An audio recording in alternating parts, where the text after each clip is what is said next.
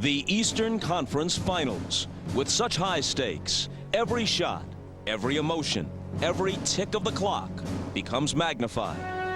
In this decade, two men have faced the postseason pressure and made big playoff shots more often than anyone else. Reggie Miller and Michael Jordan. This series has offered further evidence. Jordan's Bulls led on Monday 2-1, and they led Game 4 by 1 point, with less than 3 seconds left. McKee gets it in the middle for the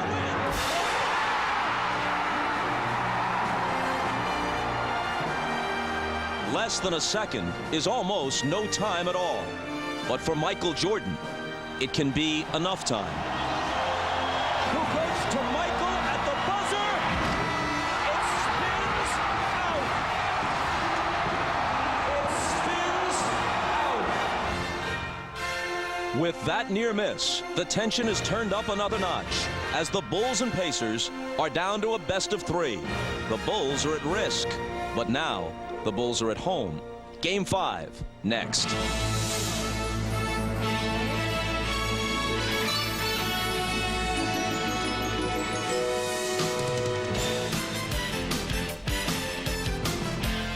This is the NBA on NBC. The 1998 NBA playoffs. Tonight, it's the Indiana Pacers versus the Chicago Bulls. The United Center in Chicago, where over the last 2 years, the Bulls are 27-2 in the playoffs. Welcome to Game 5, everybody. I'm Bob Costas. If it wasn't clear before, it ought to be clear by now. The Indiana Pacers are here as foes, not foils. They're not interested in winning a couple of games or in merely making the Chicago Bulls sweat for it. They think they can be here to eliminate the Chicago Bulls and eventually replace them as the Utah Jazz opponent in the finals. If anybody doubted that prior to tonight, that doubt is long gone. This is a real series, a real challenge. Everyone, including Michael Jordan, knows it. Oh, I'm nervous. I think if you're not nervous, then you shouldn't be here. You know, it's a sense of nervousness because we're starting to venture down an alley that we hadn't seen in a long time. You know, and I think nervousness brings excitement. These are the games that, you know, Coach Smith used to tell me about. You know, these are the fun games. You know, when anticipation is so high and the expectation is to go out and play a hard game and, you know, let whoever put the hardest work on the basketball court decide to win, and who's going to win. And you know, it's no different. Nobody said that Chicago Bulls are immune to this. I think this is a gut check for us, and you know, I kind of like it. We're joined now by Isaiah Thomas and Doug Collins. Doug, Michael says he likes it like that. Well, Bob, what has happened is the Indiana Pacers, with their 2 electrifying wins, have placed a seed of doubt in the minds of the Chicago Bulls. And whenever that has occurred in the past, the greatness of Michael Jordan has always shown through. In games 1 and 2, he was fabulous. 36 points a game, 38% of his team's offense, 12.5 points in the fourth quarter. At Market Square, 29% of his team's points, only 7 points in the fourth quarter. Bob, is this a trend? Are the Pacers wearing the Bulls down with their depth, or now that they're home once again, will we see another monster game from Michael Jordan? Well, Doug, there's little question. The Pacers have one of the deepest teams in the league. Certainly their bench is deeper than Chicago's. But, Zeke, that depth is compromised a bit tonight because of the absence of a key reserve, Jalen Rose, who was so important in both of their victories in this series. Late in the game, when Harper and Miller got into it in front of the Chicago bench, Jalen Rose was off the Indiana bench. The Pacers contended he was merely on his way to check into the game, and in any case, came nowhere near the fracas and thus should not have been suspended. But the NBA chose to interpret the rule literally. He has to sit one game. That game is tonight. They're without a key reserve. Now, Bob, they will miss Jalen Rose. However, the Indiana Pacers will turn again to Reggie Miller, who has been their clutch performer. You see, he got off to a slow start in the last 5 minutes of the game. In games 1 and 2, he only scored 5 points. But in games 3 and 4, back at Market Square Arena, he scored 18 points. And more importantly, he didn't miss one shot. Now, can Rick Smits, their all-star center, get him in a position again tonight for Reggie Miller to come in and be the closer? Zeke, here's something else everyone seems to be talking about. not just the conclusion of Monday's Game 4, but the reaction of Larry Bird. First, everyone's seen it before. Reggie comes off the screen, he bumps Michael, and his signature, he sinks the game-winning shot. Everyone else goes berserk, but look at Larry Bird.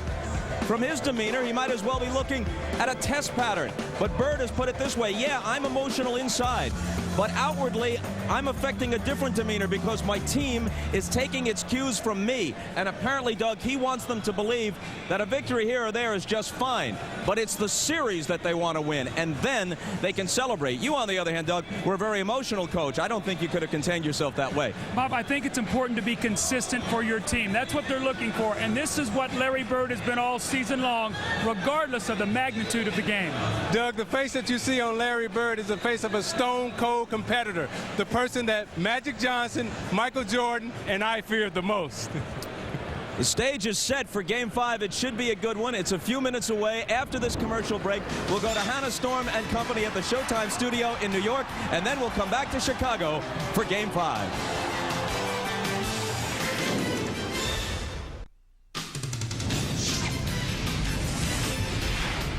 Hi, everybody. Hannah Storm, along with John Sally, Peter Vesey, and Matt Gukas. And we will send you back out to Chicago for the tip-off in just a few minutes. But first, Matt, what sort of adjustments do the Bulls need to make tonight after losing games 3 and 4 in Indiana? Well, Hannah, for starters, Luke Longley and company have to do a better job on Rick Smits. He scored 26 in Game 4. And for finishers, Chicago needs some kind of stoppage on Travis Best, especially in the fourth quarter. Now, this is rare. Miscommunication between Scottie Pippen and Michael Jordan in transition defense.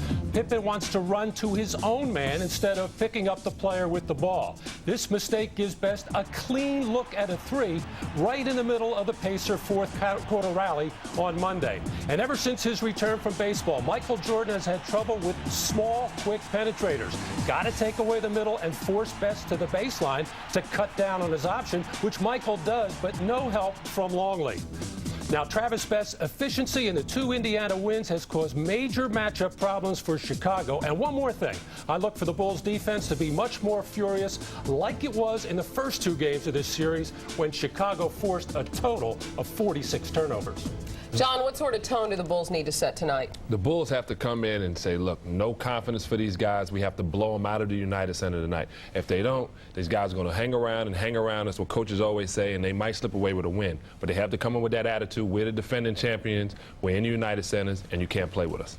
All right, and a Bulls note for you. Tony Kukoc will begin the night at power forward. He will start for the 4th time in 5 games in this series. That means that Dennis Rodman will come off the bench once again. And once again, like he was in games 1 and 2 at Chicago, Rodman, late arriving to the United Center, arrived just 1 hour and 8 minutes before tip-off. Meanwhile, Peter, you felt that not enough was made of Tony Kukoc's big play in Game 4. That's right, Hannah. Most people thought that the torch was passed from Jordan to Kobe Bryant during the All-Star break, during the All-Star game. But I saw it happen late in Monday's game when both Pippen and Jordan deferred to Kukoc. First, Pippen gave up the ball to Kukoc, and he delivered a 2-point shot that gave the Bulls a 1-point lead. Then Jordan had an open look, instead hits Kukoc in the corner. Again, this time he hits a 3-point shot and gives them a 1-point lead. It's just the way Jerry Krause designed it. I mean, it's never too early to start selling those season suites for next season. Thinking about the future in Chicago, and that's exactly what the Utah Jazz are doing, looking towards the future as the finals begin a week from tonight in Salt Lake City. The Jazz awaiting the winner of this series. By Game 1 of the finals, Utah will have had 9 days off between games. Earlier today, Jazz coach Jerry Sloan talked about the layoff. You take 2 or 3 days off and you see it's very difficult to keep your body in the kind of condition you like. There are some guys that can and some people that can't, and that's where it's going to hurt you. The guys that can't are the ones that help you win, and if they lose it, we don't have a chance to win. A long layoff can work both ways. One recalls back in 1989, the Los Angeles Lakers had a full 8 days off before meeting the Detroit Pistons in the finals, and they were swept that year, Peter. Well, in this case, as individuals, you're going to benefit. Jeff Hornacek needs time to heal. As a team, the Jazz are going to suffer. They had momentum and camaraderie and competitiveness and everything else going for them in that last series. That's all gone now. But Jerry Sloan has to be careful. He has to remember back to 1989 when Pat Riley took his team to Santa Barbara. They called it a boot camp. He pushed them hard for 7 days. And on the last day, Byron Scott pulled his hamstring. And then in Game 2 of the finals, Magic Johnson pulled his hamstring. And that was it for the Lakers. Plus, the Pistons were better, and we were going to win anyway. As I said, it really didn't matter what happened. It doesn't matter what happens here. I love you, man. Back to the Bulls and the Pacers. The final 2 shots of Monday's Game 4 provided plenty of drama. We've heard Bob Costas' call. Here's what it sounded like on the Indiana Pacers radio network. Pippen challenging. He's going to have to get it in. He's having trouble. Gets it to Reggie for 3.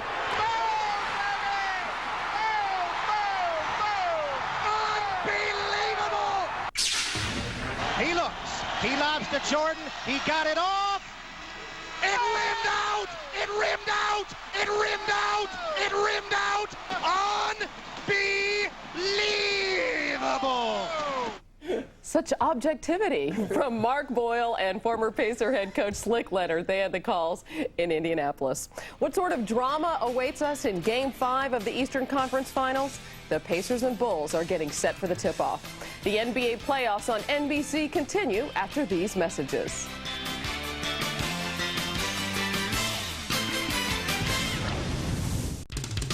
The NBA on NBC is brought to you by Miller Lite, who reminds you that a Miller time can be anything you want as long as it feels good. By the full line of vehicles from Mitsubishi, built for living. And by IBM, solutions for a small planet. As we return to Chicago, the lineups for tonight's Game 5. And if the Indiana Pacers are confident they have reason to be, between the regular season and the playoffs, they have faced the Chicago Bulls 8 times. Each team has won 4. Almost every game has been close. In fact, through those 8 games, Chicago has scored exactly 2 more points than the Pacers. Larry Bird, 3-time MVP, 3-time champion with the Celtics, first-year head coach, and the NBA's Coach of the Year. Chicago's starting lineup includes Ron Harper, who was not suspended, but rather fined $3,500 for his part in the fracas toward the end of Game 4. Kukoc has started 4 of the 5 games, as Hannah Storm pointed out, so he might have been the starter anyway, even if Phil Jackson is upset with Dennis Rodman for arriving even later than is his wont prior to Game 5. Who knows what Dennis is thinking? Let's find out what Ahmad Rashad is thinking. All right, thanks, Bob. You heard Michael Jordan say earlier that he was nervous. It was a very serious Chicago Bull locker room, and the reason for that was Michael said in the playoffs, it's all about intensity and pressure, and they'll find out tonight whether this team can handle that. There was a bit of levity, though. Ron Harper was walking around with a cup that had $3,500 on it, which he was fined the other day saying, "Can you help a brother out?" At last count, it was empty. Let's go down to Jim Gray. All right, thank you very much, Ahmad. Well, I spoke to Reggie Miller before the game about his ankle. He said it's very sore. He didn't practice at all yesterday. He took treatment for 2 hours today before the game. He said, "I really don't belong out there tonight. However, it's the playoffs, and I really have no other choice. If this were a regular season game, I would not be playing, but I've just got to go with what I got." As for Larry Bird, today he called and apologized to Jalen Rose, told him he was very sorry, that had he been paying attention, Bird, he never would have let Rose run out there on the court. Bob? Jim, thank you. And take a look at that note. It has been almost 8 years since the Chicago Bulls, with Michael Jordan in the lineup, have lost 3 straight games. Bob, what will the mindset be of Michael Jordan early? Will he look to have a dominant offensive first quarter? It's Pippen who looks to go to the basket, and a whistle blows immediately. Chris Mullin took a shot on top of the head in that exchange. And it's drawn blood, so Mullin has to go out, at least for a while. He's got Reggie Miller hobbling, and he's without Jalen Rose. Well, you see Scottie Pippen coming down, and as he extends, I think Rick Smits comes back, and he actually elbows Chris Mullin on top of the head the same way he did the other night. So Smits got Jordan in Game 4. He gets his teammate right here at the outset of Game 5. The man is dangerous. Now, Bird told me at the start of the game that he liked having Derek McKee come off the bench right now instead of Jalen Rose because he likes McKee's experience, and he also believes that McKee is a better basketball player and defender in this situation. Game 5 begins as Game 4 ended with Scottie Pippen missing a free throw. He is now 14 for 29, less than 50% in this series at the free throw line. Well, it's the one consistent thing in basketball, Bob. It's 15 feet, and the basket is 10 feet high, but it's also the thing you feel the most pressure on because you're there by yourself, and it becomes a very mental thing. 1 of 2.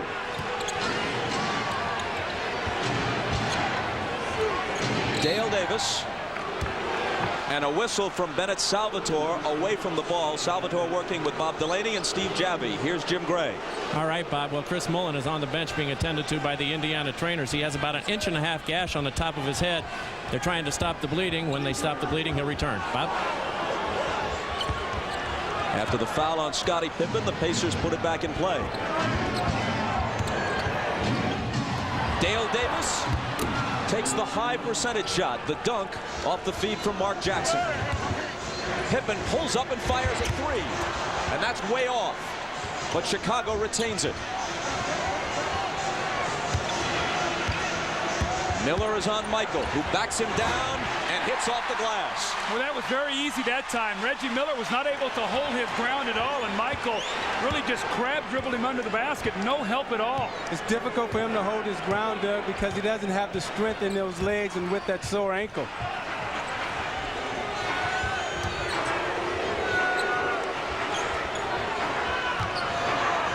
Jackson to Smits on the drive, rejected by Kukoc. But eventually it falls home, plus a foul. Michael with the isolation. He surveys the floor, no help at all, and you see how easy, no resistance at all. Rick Smith's low getting over there, and Michael with the easy layup. You do not want to let Michael get those kind of shots early in the game. That opens up his jump shot. And Doug, what I noticed when he was backing Reggie Miller down, that left ankle kept buckling on Reggie Miller. Jackson can't complete the three-point play. The foul was on the foul-prone Luke Longley, his first. Pacers lead it 4-3.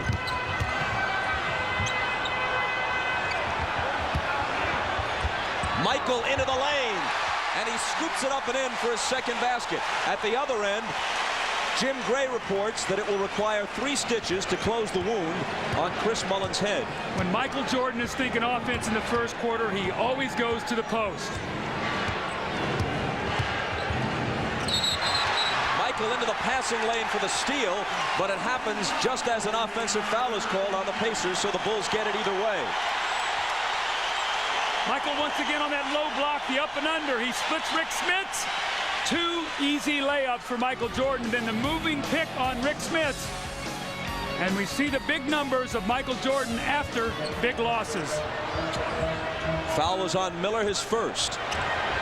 Kukoc's pass is swatted out of bounds. Still Bulls ball, 10 on the 24. I know Larry Bird doesn't like to double team, but with Michael Jordan in the post being guarded by Miller, he's going to have to come back and give him some help. Out of bounds to Indiana.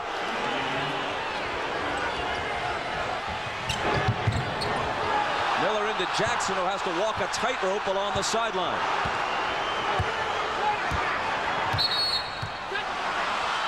And a technical foul apparently has been called on Scottie Pippen, who was jawing at Bennett Salvatore. That's pretty interesting because Scottie's not a guy who gets a lot of technical fouls. See the edginess in both of these teams right now, understanding the importance of this game. Whoever wins takes the series lead at 3-2. Doug, this is a tough-minded Indiana team. You know, they remind me of the team of the 80s. You look at Scottie right here, and he's yakking at Bennett Salvatore, and Bennett said, I'm going to take control of this game early. Miller failed to convert on the technical. With Mullen out, he's their best free throw shooter, but not that time.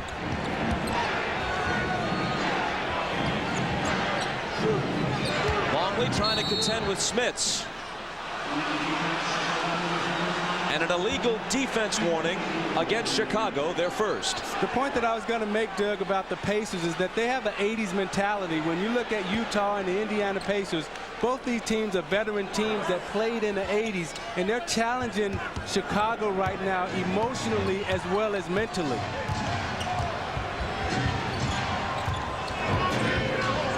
Harper up on Reggie. Behind a screen, he fires and hits a three for Reggie Miller.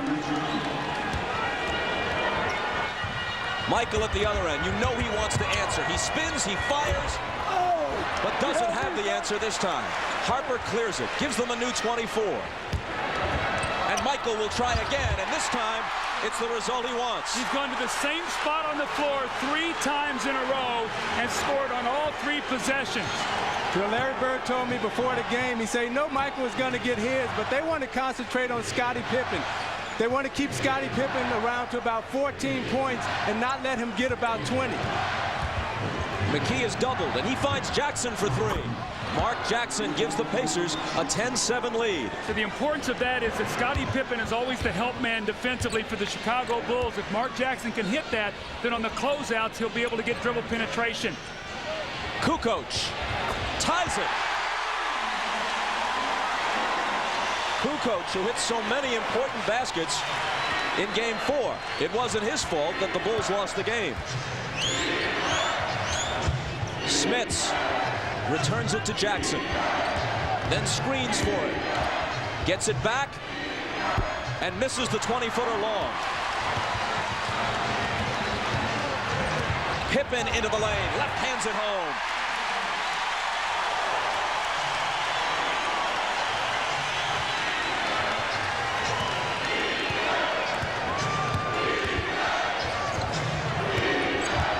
Jackson spinning, shooting the floater.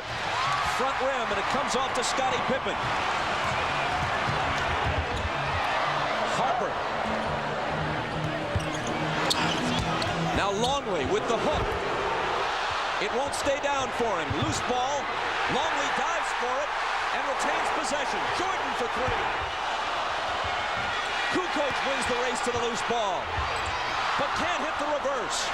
3 tries, and the Bulls come up empty. Now, games 1 and 2, the Bulls came up with all the loose balls at home. We see that same trend here tonight. McKee from Smits. Short. Rebound Jordan. Accelerating by McKee. And there's a whistle. The foul is on McKee. It's his first. It stops the clock with 6:46 to go in the first quarter. Michael Jordan on that low block once again. He has 3 for 3 from that position tonight. And then Scottie Pippen in transition. Derek McKee tries to stay with him, but you see Rick Smith screens his own man, and Scottie with the left-hand layup.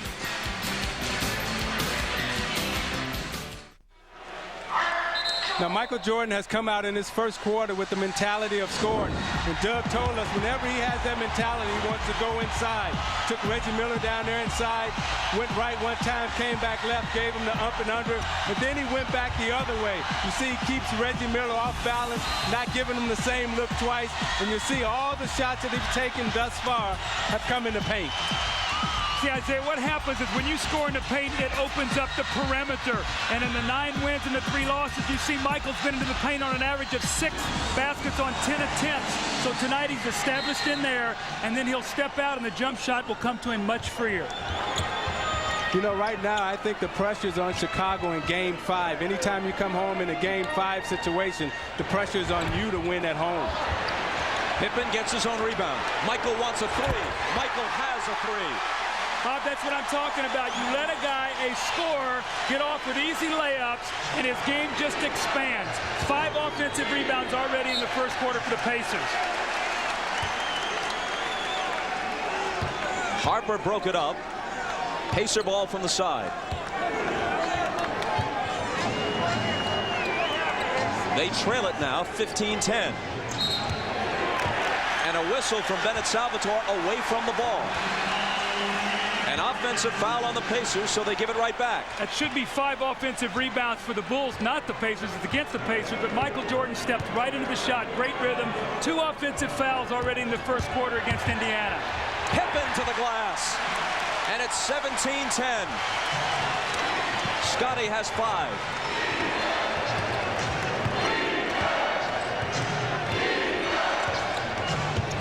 Miller, a little bit of room. Usually that's all he needs. That time he overshot it. Jordan skies for the rebound. Kukoc drives on Davis. Pippen into the lane and hits the floater. See what's happening here right now, Doug, is Chicago's superior speed is taking control of this game. Indiana has got to slow this game down and go inside to Smith. They can't afford to shoot long jump shots right now. Smith is having a very difficult time. Longley's doing a great job. Look where he's posted here. Got him way off the block. Jackson trying to end the Chicago run, but can't. Longley chases it down. Here comes Chicago on a 12-0 streak. They were trailing 10-7. They lead now 19-10. Michael dumps it off for Longley. And the Pacers come away with it. Miller to Smits for the jumper. Somebody got a piece of it. And Chicago comes away with the ball. See, I thought McKee should have took that layup. They're so conscious of Reggie Miller and getting him the ball. But McKee passed up a wide open layup. He should have took that shot. Kukoc, short. Rebound to McKee. Now the pace of this game, can Chicago keep this up even at home for 48 minutes? In the second half in Indiana, they started to falter a little bit. Smits. Longley made him work for it, and Smits now has missed his first 4 field goal attempts. Look at the battle for the loose ball. It's going to go to Chicago as they call a timeout. They ask for a 20, and they'll have possession after it.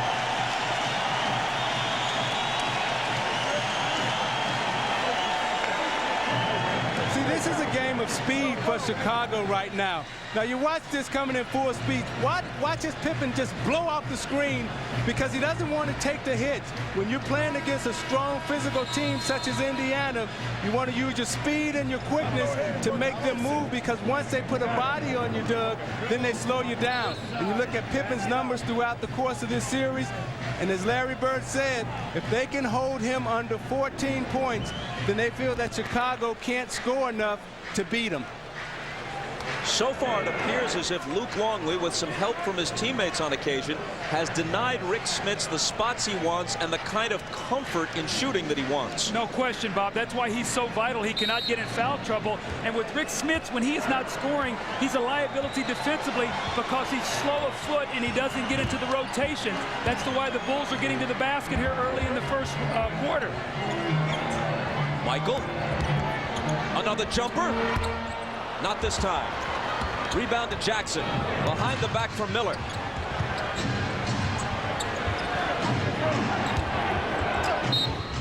And there's a whistle with Antonio Davis at the scorer's table for the Pacers and Dennis Rodman preparing to check in for Chicago. The foul is on Ron Harper. Tony Davis more mobile. You're going to see that Phil Jackson's going to counter immediately with Rodman because he wants those two guys matched up. Rodman didn't show up at the United Center until 7:05. That's local time. Little more than an hour before the scheduled tip-off. Miller, catch and shoot. Missed it.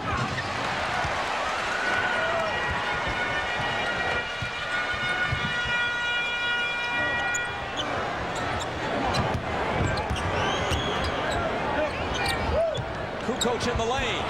Makes it 21-10. Chicago, 14 unanswered points for the Bulls. The Pacers, meanwhile, have missed their last 8 shots.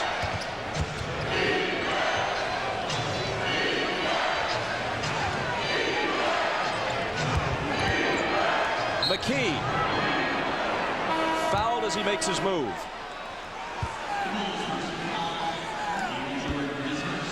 The Bulls are passing the ball very crisply. The off-the-ball movement there by Tony Kukoc, little sweeping left-hand hook. And when you look at the Pacers front line now, McKee, And the two Davis boys have a very big team out there right now. Tony Kukoc has played exceptionally well since game 1. In fact, he had some very big shots at game 4 that looked like was going to get the win for his team. That free throw by McKee was the Pacers' first point in 5.5 minutes. And he makes them both.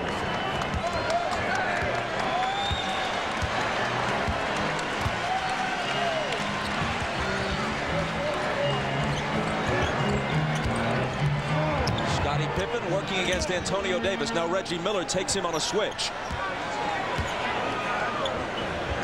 5 on the 24. Kukoc on the run. And he gets the bounce and roll.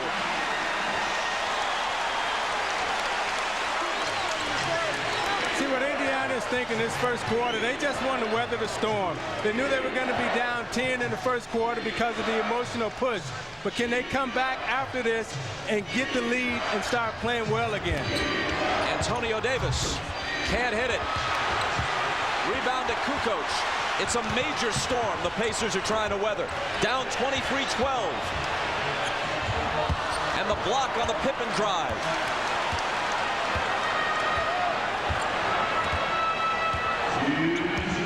Michael was fouled,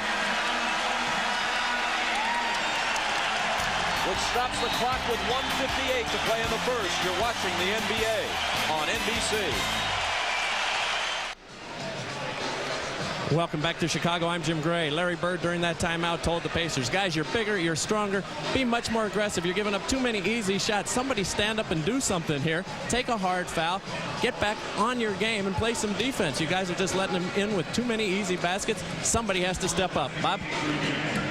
Jim, thanks a lot. Just prior to the commercial, Dale Davis had blocked Scottie Pippen's shot. Then Antonio Davis fouled Michael Jordan. Chris Mullin checks back in for the Pacers. Here's the upside to the Pacers having shaved their heads as an act of solidarity prior to the playoffs.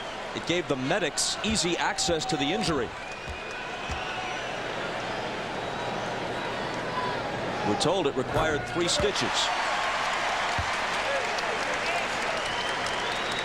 Michael hits the first. We mentioned that Dennis Rodman arrived a little more than an hour before game time. What's usual? Not for him, but for the average player. Bob, my rule is always 90 minutes in the locker room, prior to the tip. Now, I'm not sure what Phil Jackson's is, but I always felt an hour and a half to get your guys in there, start getting them ready for the game. Rodman has already told us that he doesn't like to get there early, that he gets bored. He wants to get right to the game and get out and play. Yeah, Rodman has so much energy, Doug, that it's hard for him to just sit around. So what he likes to do is get there about a half an hour before the game and warm up. In the list of Rodman transgressions, that's relatively minor. Let's go to Ahmad, who has more. You know what, Bob? I watched Dennis Rodman come into practice the other day, 2 minutes before practice started, and I asked Michael about that. He said Rodman does that all the time. And Phil Jackson, being the kind of coach that he is, treats everybody differently. So him arriving here late tonight was really no big deal as long as he's prepared to play. Bob? Ahmad, thanks. The foul on Michael was his second. It sends Chris Mullin, the league's leading free throw shooter, 94% for the season, to the line. Now, what we've seen already tonight is a different substitution pattern by Phil Jackson. The moment Travis Best came in, he comes with Randy Brown. Probably thinking defense, control his speed and quickness, because Best has been a problem in the last 2 games. Scott Burrell checks in for Michael Jordan, who did pick up his second, so he'll get a rest with his team leading by 12. As I remember it, Phil Jackson didn't use Randy Brown even for a minute in game 4. He actually, his first substitution was big. He brought in Burrell and tried to stay big on the perimeter. I think he needs the speed and quickness of Randy Brown. Steve Kerr has had trouble containing him. Mullin, as expected, makes them both.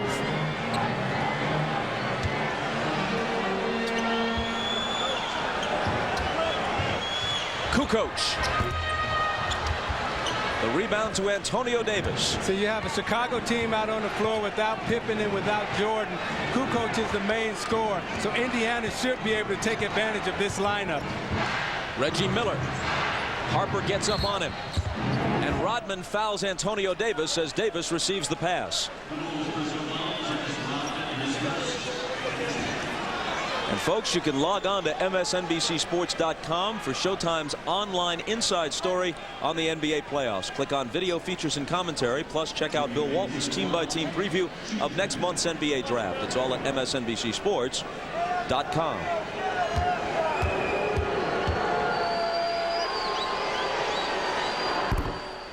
First one rattles in and out for Antonio Davis, and here's Ahmad. All right, Bob, if you notice that Scottie Pippen and Michael Jordan are both on the bench, only 58 seconds of the entire series has this situation ever taken place. So this is kind of odd, Bob. I think with the Pacers being down by 10, Ahmad, I think that Phil says if he's going to buy some time, buy it now in case in the second half he can't do that. Burrell has some room, but his shot goes in and out. Scott Burrell has not contributed offensively of late in the playoffs. This is Fred Hoiberg. First time in a long time that we've seen the third-year man from Iowa State. His pass is scooped up by Mullen, who can't hit the layup. Now it's stolen by Randy Brown. Harper in the lane, bumps off Hoiberg, and they wave it off. There's a foul before the shot was released. You see Hoiberg come into the game right now, and he's very nervous. This is the first time he's ever been in a playoff situation. The first pass that he threw, he was so nervous, almost got intercepted. Then he come back down and he creates the foul. Right now you got a nervous young man right there. Bird has a lot of faith and a lot of trust in him, putting him in this game in this time. His hand forced to a certain extent by the absence of Jalen Rose. I think you can also see that the Pacer bench has been much more effective at home, and that's to be really expected. Normally your reserves play much better at home, and your starters are the ones that carry you on the road. Now, I really believe that tonight Chris Mullin has got to give them something, because without Jalen Rose, Mullin has got to make some shots for them. He's 3 for 14 in the last 2 games and has really struggled with the speed and quickness of the perimeter of Chicago. Antonio Davis to the basket, and he was fouled. And that's 2 quick fouls Dennis Rodman has picked up. One of the problems when Dennis Rodman comes into the game, that he has a tendency to get in early foul trouble because he's not starting. And you see Antonio Davis put it on the floor and take it right to him, knowing that he has 1 foul and wants to pick up that second one. And you know, as good a player defensively as Dennis Rodman is, he does not like to come out on the floor and guard. So Tony Davis, what did he do? He drove the ball right to him. He attacked him, got him retreating, jumped into him, and got the contact. That's what you teach your players to do. This happened to have been an active shooting foul, on which Davis makes 1 of 2. Harper was fouled a moment ago before the shot, but both teams are over the limit, which is why he took the 2 free throws. Harper to Rodman, who blows the layup.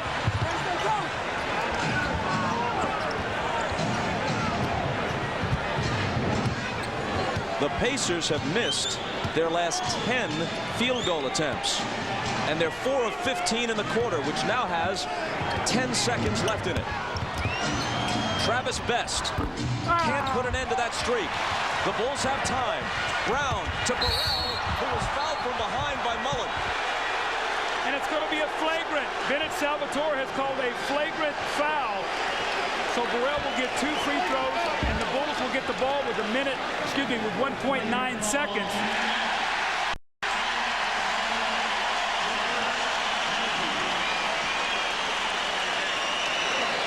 I guess the ruling there is that he hit him hard in the head and really did not get a play on the ball. It's a pretty tough call right now at the stage of the game, and you're going to see what Phil Jackson's going to do. He's going to bring his offensive players back in. This could be a 4 or 5 point swing here in the last 1.9 seconds. Now what Chris Mullin would tell you is that I was going for the ball, but I couldn't jump that high, and as I went to extend, I really couldn't get up high enough to get it. That was as unflagrant as a flagrant can be. Yes, it was. I think what happens is the referees err on the side of caution in these games, especially when you come off a game where there was a melee. 2 seconds. Michael gets it off. And the first quarter ends with the Bulls in front by 13. Miller hit an early 3. That was it for him in the first quarter. Michael got off quickly and often. This is the NBA on NBC.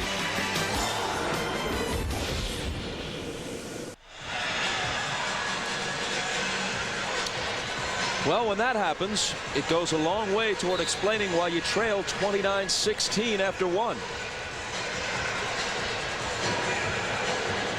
See, I think Larry Bird expected to be in this situation in the first quarter. You know, 10-13 down in the game 5 of the first quarter is not uncommon. Now, can you make up for that? How can you come back? And that's when he'll rely on his bench. You can see one of the things that the Pacers have done all series long is shoot the ball exceptionally well. Only 25% in that first quarter. Here's Mark Pope, rookie from Kentucky, off to Hoiberg. And Hoiberg's shot spins out. Antonio Davis tries to make a move, and he's fouled. That would have helped Hoiberg if that could have stayed down, boosted his confidence a little bit. Bob, this is an interesting lineup that Larry Bird has on the floor. You talk about having confidence in your bench. Mark Pope and Fred Hoiberg, guys who have played very little in the entire playoffs. Mullen, Best, and Tony Davis. Who is going to score? Hoiberg will try, but there's a whistle before he gets the shot away. Offensive foul gives it back to Chicago. It's on Pope, his first. Now this is the third moving screen that we have seen early in the game. Remember now, Phil Jackson complained about the moving pick on Rodman at the end of the game. He's got 3 calls tonight. Hoiberg now has to contend with Jordan.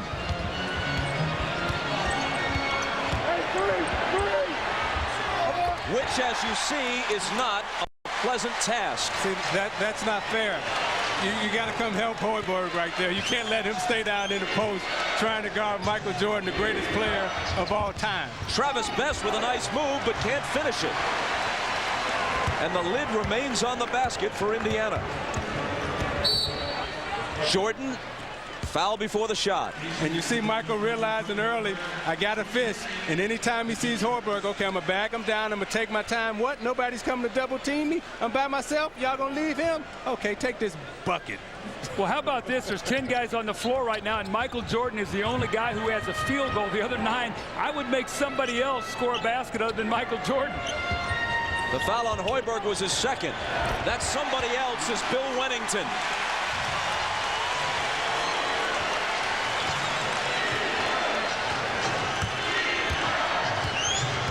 The Chicago Bulls have now more than doubled the Pacers.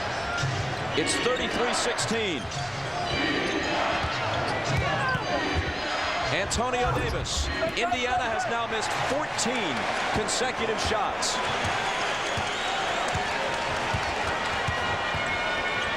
Jordan around the Rodman screen for Wennington, who can't hit it. Hoiberg nearly threw it away. Best goes back to recover it.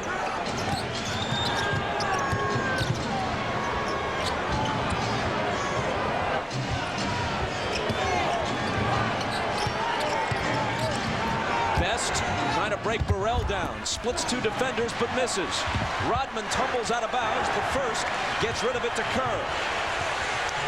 Pulls up and then leans into Mullen, trying to draw the foul, and did it successfully.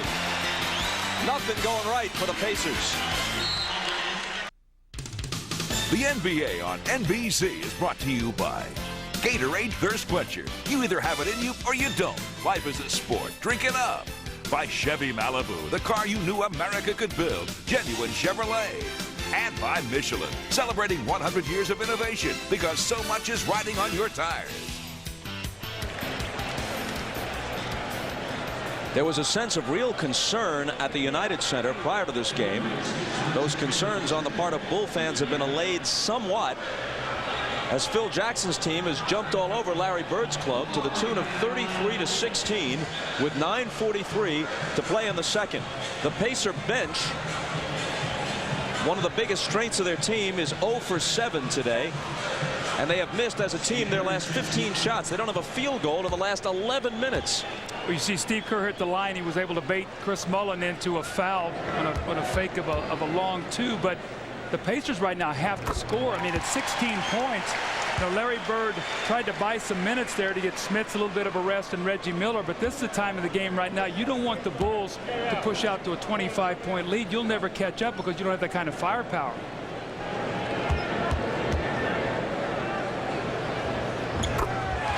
Kerr swishes them both. A 19-point Chicago lead.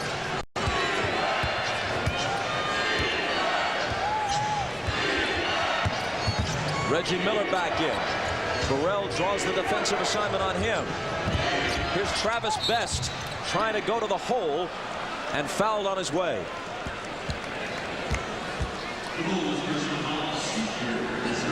NBC's must-see Thursday begins with Friends, followed by Just Shoot Me, Seinfeld, Veronica's Closet, and ER.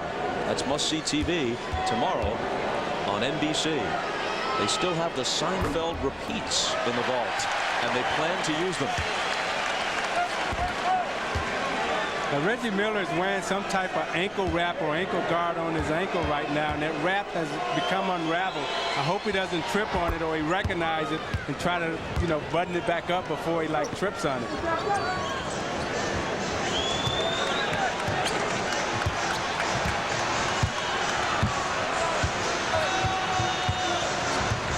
Michael against Reggie. Triple teamed in the lane, gets it out to Burrell, who misses what would have been a 2-point field goal. Is this on Rodman? If it is, that's 3. Bob, I think he ruled that he stepped on the line, so I don't think there's a foul on Rodman. I think he was out of bounds on the play, so you're right. Pacers will get the ball. Luckily for Chicago. So Rodman has 2 fouls.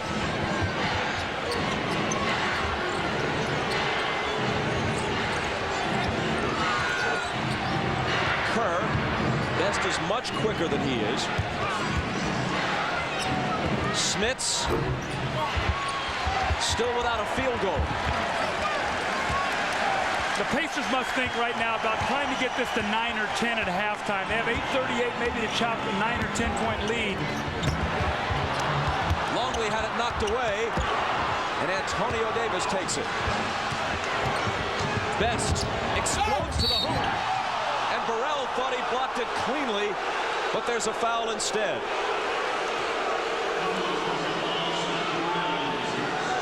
So vital for the Chicago Bulls for Luke Longley to stay in the game. Look how he pushes him off that block. And then what will happen is Steve Kerr will dig back in there, force him to pick up his dribble. He has no place to go, so he shoots a fading jump shot. That's what the Bulls will live with. You see Kerr faking the double team. And Smith has got to have that patience that he had in Game 4 when he played so well, especially in that third quarter. Doug, the Bulls' half-court defense is so good right now that the only way the Pacers are going to get back in this game is to score in transition, as Travis Best did right there. Take it to the basket, try to get some easy opportunities because they blocked your half-court sets down. Indiana has shot around 50% through the first 4 games, 19% in the first half of this one. Hold on. An Indiana foul. It's Smits, his second. Now the reason Rick Smits picked up that foul is because Reggie Miller got caught up on the screen, and he was waiting for Reggie Miller to come. He was saying, come on, come on, come on. Watch him look back to Miller. Where are you at? Come on, come on. Referee caught him with the arm extended. Burrell on the drive.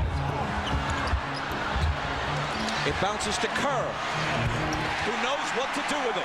Loose ball. Chicago is so aggressive tonight. All 5 of the Pacers must be back in the paint. Rebounding has not been a factor, or not the key factor. Turnovers have, but tonight it's the rebounding. Travis Best can't connect on the 3.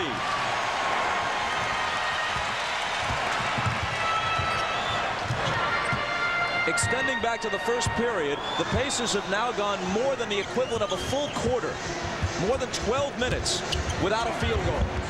Michael Jordan. He has 15.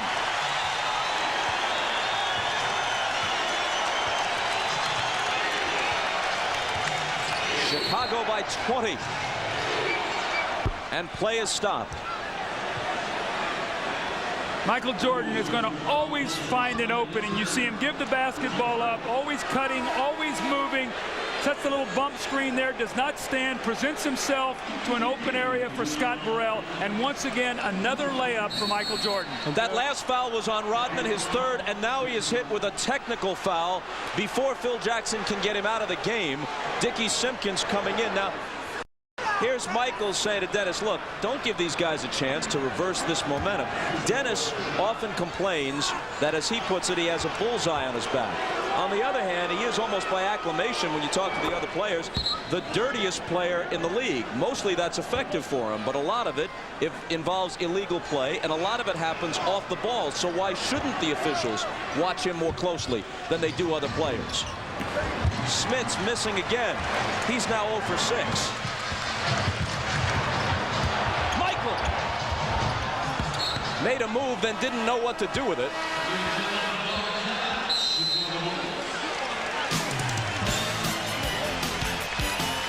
I see Dennis Rodman pick up his technical from Bob Delaney, complaining about the call. So 3 personal fouls and a technical. It has not been a good first half for Dennis Rodman. It's been a great one for the Chicago Bulls. They lead by 19. You're watching the NBA on NBC.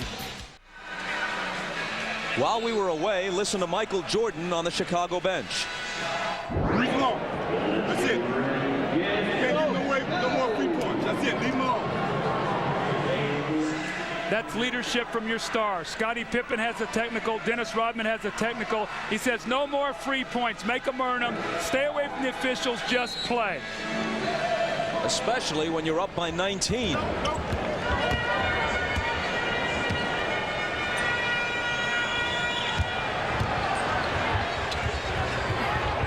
And Michael can't make it 21. There's a whistle for a foul on the rebound. And it's going to go on Derek McKee, his second. I don't know if it's just me, guys, but I have not seen that emotional game that I thought we might get out of the Pacers. They've been very flat tonight. Now, obviously, the Bulls jumped on them and diffused them early. I don't see that look. You know, they're going to have to win a game in the United Center if they're going to win this series. They need to take 2 shots at it, not just 1. Steve Kerr, way off, an uncharacteristic miss for him. Doug, I think they came out waiting to absorb the blow, and the blow came so hard and furious from the Chicago Bulls that they've yet to respond to it.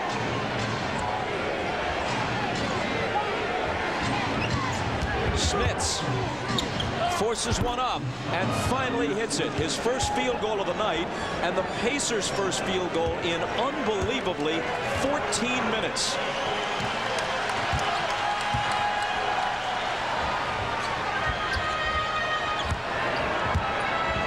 Michael gets rid of it to Scottie, who banks it home. The Chicago Bulls offense, Bob, has been get Michael Jordan in that low block, and if they help a little bit, find the open man, or Michael's been punishing them from the start.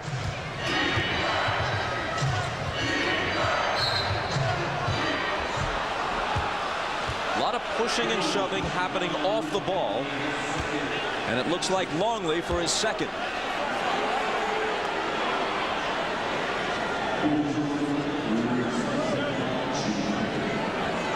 If he gets in foul trouble, it's a small ray of hope for the Pacers, because Wennington is less successful keeping Smits out of his shooting spots. But that's the weakness in the Chicago Bulls bench. Once you get past Longley, they really don't have any size and they don't have any depth at the center position. At the guard and the forward core, there's a lot of depth there, but once you get past Longley in the middle, they're very light.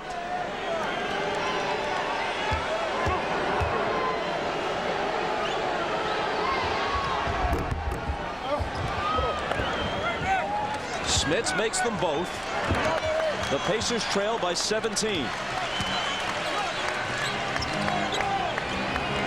Reggie's on Michael.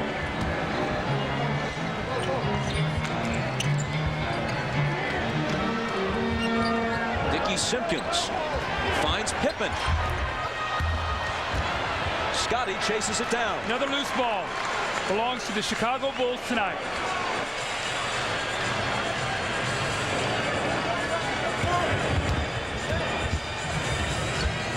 Jordan from Pippen. Sweet as you please.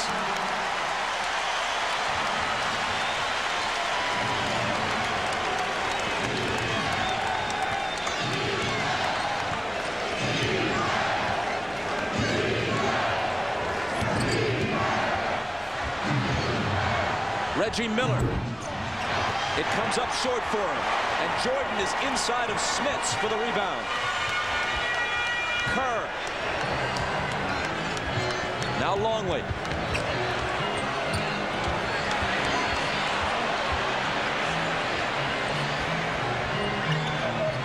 Michael finds Longley cutting to the hoop. Chicago right now is executing to perfection. You know, you see Jordan's mentality right now. They're running every screen hard. Now you watch Pippen right there as he throws it out to Jordan. Jordan will square up, stare McKee down, and shoot it right through the bottom of the net. You watch him as he's backing up. I feel it. That last play, though, was a great play by Michael and Longley. It was eye contact. The big man jumped out as if it looked like Michael was going to use the screen. And Luke just slipped it and went right to the basket. And once again, the slow rotating defense by Indiana. The Bulls have more points in the paint in this half than they had in 2 complete games in Indianapolis. They're out of the 5 games. This is the crispest I've seen Chicago run their offense. Derek McKee. 5 on the 24. McKee's shot blocked by Longley. Into the hands of Pippen. Here they come. Harper all the way to the hoop. Got it! Plus a foul. They are running the Pacers out of the building and back to Indianapolis to try to regroup for Game 6.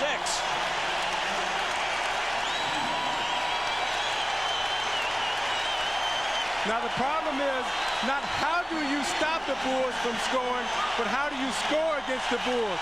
You see Luke Longley block it, and they pass it up to Harper as he extends the left arm to stop Mark Jackson from elevating.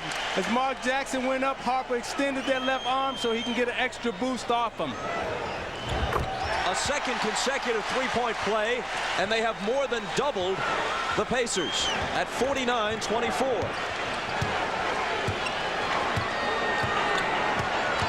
Jordan to the bench for a rest. Smits to the hoop from Miller.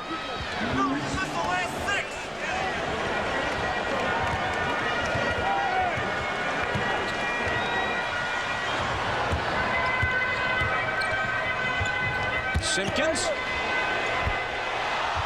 trying to follow. Jump ball.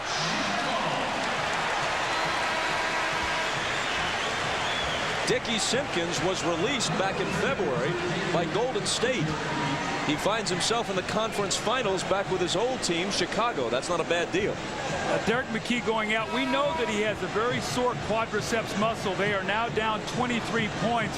It'll be interesting to see if they don't make a dent. Maybe Derek McKee might be taking the rest of the night off. We'll have to watch that substitution. And you can see just how dominant Chicago's defense has been in this game.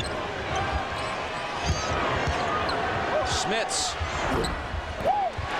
Pippen has the rebound. Harper racing back. Behind him to Scotty. A leaner, no good.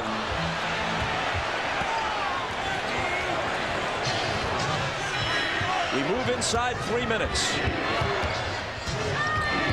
Hope to Jackson, and now Reggie out of the corner hits the 3. Isaiah, with Chicago playing so well tonight and scoring so easily, the Pacers haven't got the stops to be able to run, so everything is half court for them tonight. Longley. Antonio Davis has it, but the Pacers trail by 20.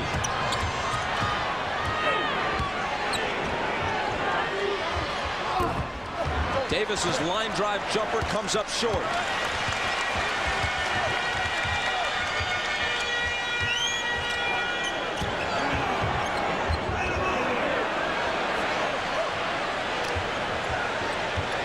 Kukoc in the corner with 8 on the 24. His pass picked off by Jackson into the hands of Pope. Jackson to the trailer. Miller blocked away by Longley, who was the only guy back. Well, you see on that play, Jackson didn't really have the speed to go by Longley. That's why he flipped it back, and Longley made the block.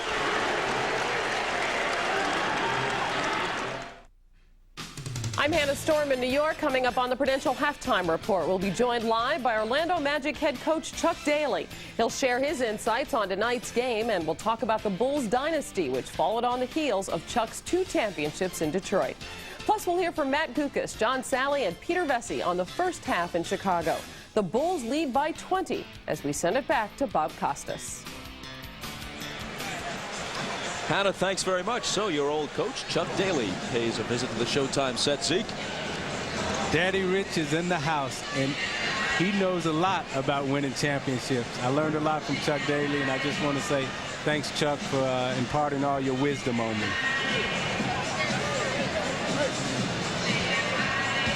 As you look at the leading scorers, Reggie Miller has a pair of threes, and that's it in this first half. On the inbound, it's Dale Davis, fouled. It looked like Pippen, and it is his second. Well, Game 6 will be Friday night at Market Square Arena, just like this one, 9 Eastern, 8 Central Time. It looks like the Pacers will have to win on their home floor to force a 7th game. But here's the good news for them. They have not lost at home through the entire playoffs. This is a team that won 58 regular season games. One of them was here. One of the 2 regular season games they played against the Bulls at the United Center was a road victory for the Pacers. They know they can do it, at least in theory, if they get it back here for a 7th game. A whistle before Scottie Pippen released the shot. One of the things we've seen tonight, the Bulls have run their outside series. They love to throw ahead Pippen to Kukoc, and Scottie used that speed and turned the corner. Isaiah, he's gotten to the basket 3 or 4 times here tonight off that little give and go from the sideline. That's the adjustment that Tex Winters made in the offense, to guard around and then you bring the guy into the post. You know, Tex is beautiful and smart at figuring out how do you counteract Dick Harder's defense. You know, Tex invented the triangle, and they're running it to perfection right now. Tex Winter and Dick Harder, between them nearly 100 years of coaching experience. Winter is a youthful-looking 76. Harder is 66, 2 of the great assistants in the business. And an Indiana offensive foul. You make a list of the things that can go wrong in a half. Just about all of them have happened for Indiana, or to Indiana. Again, gamesmanship. Phil Jackson complained, if you're going to call the foul on Rodman, Rick Smith's moves on every screen he sets. That's 2 they've called on him tonight now. You know that Larry Bird, Phil Jackson, they complain about the officials. They whine. It's childish. However, you know what? It's effective, Doug. Well, it was Bird complaining after the first 2 games here. And even though Chicago, on average, has shot 8 more free throws per game through the first 4 games, you could make an argument that Bird's complaints had a positive effect for his team. Phil Jackson took a $10,000 fine for his remarks after the games in Indianapolis. I think it's less what the officials are doing and more the way Chicago is playing in this first half, but you could argue that it didn't hurt, and he can afford the 10 grand. See, Scottie Pippen, once again, he had Mark Pope on him. They went right back to the same play. Mark just does not have the speed to contain Scottie. He throws that ball ahead and turns that corner. 2 times in a row now they've run the same play with both the same results. 1 of 2 for Pippen, who has a dozen, and who now deflects the ball out of bounds. You know, Bob, to follow up on the point that you made earlier about Indiana trying to get to Game 6, you know, Chicago can knock the confidence out of Indiana right now and go back to Indiana and win if Indiana doesn't get their act together. 5 seconds to get it across the line, and Jackson does. Now he lobs one toward the hoop, and it works to Antonio Davis. They're going to run that same play again with Scottie to the outside, this time off a screen roll and a give and go. It's a beauty, plus the foul.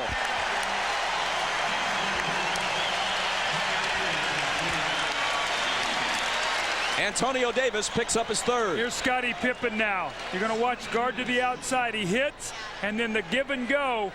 Scottie using his speed and quickness so the Pacers cannot put their body on him tonight. Speed is winning. 15 for Pippen. Jordan's on the bench with 17. And Scottie, all over the place, nearly steals the inbound. Michael has now come off the bench, and we go to Jim Gray. All right, Bob, before the game, Larry Bird said something very interesting. He says, I don't know deep down in their hearts, referring to his team, the Pacers, if they know they can do it, if they feel they can. If they're just satisfied with beating Chicago 2 times, they'll never win a championship. What I'm trying to tell them is listen to what I say and do, and we can win this thing. Well, maybe they're just satisfied, Bob. Indiana turns it over. Pippen and Jordan between them have equaled the Pacers' 32 points. Jordan with 17, Pippen with 15. Chicago with a 55-32 lead.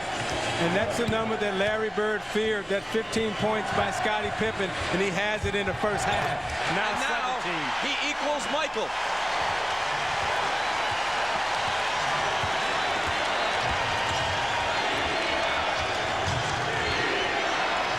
Miller up top for Dale Davis, who can't convert it. Here comes Michael, tongue wagging, pull up, in and out.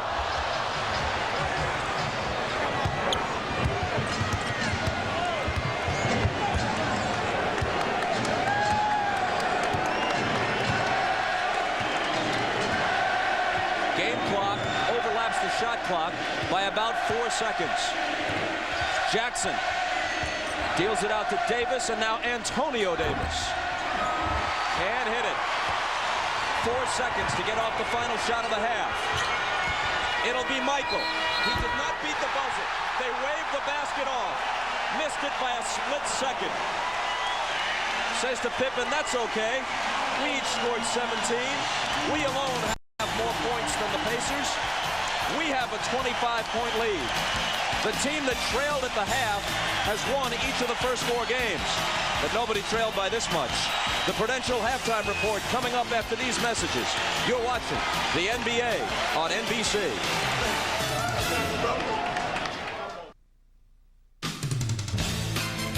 This is the Prudential Halftime Report, brought to you by Prudential, bringing strength and stability to America's families through insurance, healthcare, real estate, and financial services. It's halftime of Game 5 with the Bulls routing the Pacers 57-32. Both Michael Jordan and Scottie Pippen have 17 points in the Bulls' best performance of the playoffs. Hi, everybody. Hannah Storm back in our New York studio along with John Sally, Peter Vesey, and Matt Gukas, and we'll hear from Spider and Matt in our next segment. But right now we are joined live by a coach who has won 2 NBA titles, both of them with the Detroit Pistons, Chuck Daly, the head coach of the Orlando Magic. Thanks for joining us, Chuck. Hi, Hannah. How are you? Doing great. Now, as a head coach, what can Larry Bird possibly say to his team at halftime of this game? Well, I was there a couple of times this year with this club. Chicago was a tough club for us to play. And I think the thing you have to preach is that they rarely score over 90 or 95 points and say, hey, we've got a chance to get back in this game, plus the fact that we've got to do something here to let them know we're still in this series. Chuck, Peter here. Yes. The Bulls kick-started their dynasty in '91, and you happened to be there as Piston coach. Look at all the trouble you started. Yeah, you're exactly right. And it's ongoing, and I'm with Jerry Krause. Let's break them up. Short and sweet. Give everybody else a shot at this thing. Chuck, as a coach, you were known to be emotional. I think I recall one time when you actually split your trousers there on the sidelines. But when you look at Larry Bird and the stoic expression that he has had throughout these playoffs, especially when Reggie Miller hit the three-pointer, what are your impressions of Bird's demeanor on the sideline? Could you have done that? Well, I've never been able to do it, and I don't think most coaches are. But I think Larry Bird is kind of special with all the success he's had, being a superstar. And I think he has great control of his emotions. But I don't think he's learned to fear in coaching yet. If he has, he isn't showing it. I think as time goes on, if you stay with the job, you learn to fear things. But he's doing a remarkable job of composing himself. What do you think about him trying to take the blame for Jalen Rose, saying he shouldn't have allowed him to walk off the bench? Well, I think it's a great move for Jalen and the club. He knows that, he's standing. They know that he's standing behind him. He's going to be there and takes the hit for Jalen Rose coming off the bench. A very good move by a coach. Chuck, you almost had Chris Morris and Greg Foster in the Ronnie Cycli deal, which was voided when Cycli wouldn't go to Utah. When you're watching the Jazz play, do you find yourself rooting for your guys? Well, I'm not necessarily rooting for him because I had Chris Morris before, but I knew when they He's tying his sneaker laces nowadays. Right. I have not had Foster, but frankly, when they reported us and they had one practice or kind of actually one practice before they had to go back to the hotel because Ronnie wouldn't report, they were anxious to join us, and I felt it would really have helped us. I think, quite frankly, we would have made the playoffs had they been with us because they'd have been two guys that could have played big minutes for us.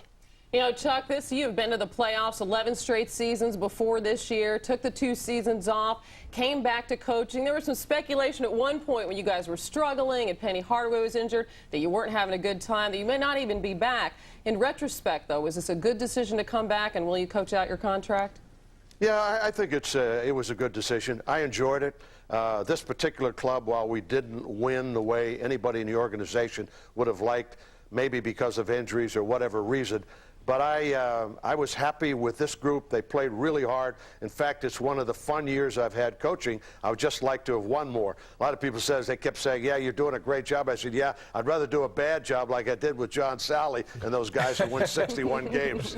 Penny Hardaway's future, Chuck. I've read about possible trades for Latrell Sprewell and David Robinson, but my sources say they're erroneous, that you guys are keeping him no matter what. Well, right now, all's quiet on all of those fronts. He's rehabbing every single day. He's really strengthened his legs. His weight is down, which is significant, I thought. I thought he put on a little bit of weight. I see him playing golf. I think he's in good health and good spirits. And I think whether he's with us or whether he's with another team, but I hope it's with us, he's going to have an outstanding year. So you're saying it's not definite that he's staying? Well, I would say 99%. That there's nothing that I know any different. I've heard no rumors and no talk about a trade. Okay, Chuck, thanks a lot for joining us tonight. Have a good summer and good luck next season with the Orlando Magic. Thanks. Have fun. All right. In major news in the world of sports tonight, GE and Time Warner have announced that after several months of intensive study, their subsidiaries, NBC and Turner Broadcasting, are moving forward toward the creation of a new professional football league. They have agreed upon a clear vision of a working model and have appointed Dick Ebersol of NBC and Harvey Schiller of Turner Broadcasting to spearhead this effort. Both parties anticipate a complete announcement this fall. And when we return, we'll talk about the first half in Chicago, where the Bulls are pounding the Pacers. First, a message from Prudential and a word from the NBA.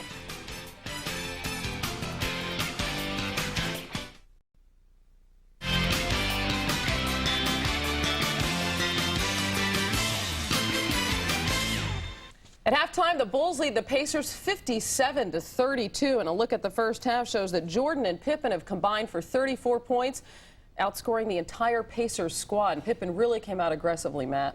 Hannah, Scottie Pippen came out and it was clear he wanted to show and exercise the demons from missing those 2 free throws in the closing seconds of Game 4. Right from the get-go, first play of the game, Scottie being aggressive, looking for the contact, wanting to get back at the free throw line. This is exceptional team defense, forcing it baseline, challenging the shot, and then Pippen leading the fast break.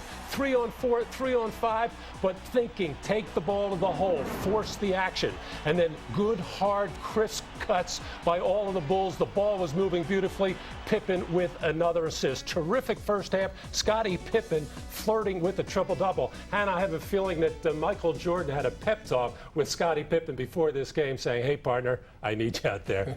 He's getting some help from Scottie and some of his other teammates, and the Bulls are doing exactly what you said they should, John, and that's blowing out the Pacers in the first half. Just letting you know I know what I'm talking about. America needs to listen. But Tony Kukoc, now I used across the locker when I played with the Bulls from Tony, he always says everyone yells at him. Everybody, the equipment guy, the coach, everyone yells at him. But Tony, this time they're yelling at you to shoot. He's the go-to man. And you got to understand he's left-handed, but he goes better left sometimes than he does right. But when you get in the game, you never know what he's going to do. He's doing a great job. And he got all the points, and the guys are throwing the ball. Everyone's concentrating on Michael and Scottie, but Tony is sitting in there. Shining as a starter tonight. Meanwhile, on the other side, Rick Smits has been a liability for the Pacers. Yeah, but he's been a great player for the Bulls. Now, this guy, now in the first 30 seconds, he gets a foul. He hits Chris Mullins in the head, puts him out the game, and then a few plays later, he sets a pick for Scotty, so Scotty can go to the basket. I mean, he's playing really, really good for the Bulls. The problem is he's wearing the wrong jersey. And it's just in, Hannah. The league has informed me that they've fined Larry Bird for allowing the Pacers to leave the bench.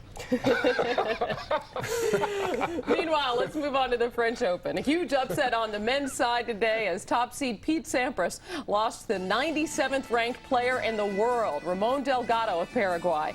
And he lost in straight sets, no less. Third seed Marcelo Rios is the highest remaining seed in the men's draw. On the women's side, no major upsets today. Martina Hingis and American Venus Williams were among the winners. Our coverage gets underway on Saturday afternoon at 3 o'clock Eastern Time, noon Pacific. 3 more hours at the same times on Sunday. The Bulls lead the Pacers by 25. We'll send you back to Chicago for the second half after these messages from your local station. This has been the Prudential Halftime Report, brought to you by Prudential, bringing strength and stability to America's families through insurance, healthcare, real estate, and financial services. During the course of the season, the Indiana Pacers were blown out less frequently than anyone else in the NBA. In fact, they lost only 4 games by 10 or more points, and one of those was a game that Reggie Miller missed. But here they're down 25 at the half as we welcome you back along with Doug Collins and Isaiah Thomas. Now, if you're the Bulls, isn't part of what you're trying to accomplish here to completely put them away so you can rest your regulars? No question, Bob. Michael Jordan played 20 minutes. Scottie Pippen played 17. If you're Phil Jackson, you said, look, let's come out the third quarter, put them away. I do not want you to play 1 minute in the fourth quarter. And you're definitely playing for Game 6. You want to destroy Rick Smith's confidence right now.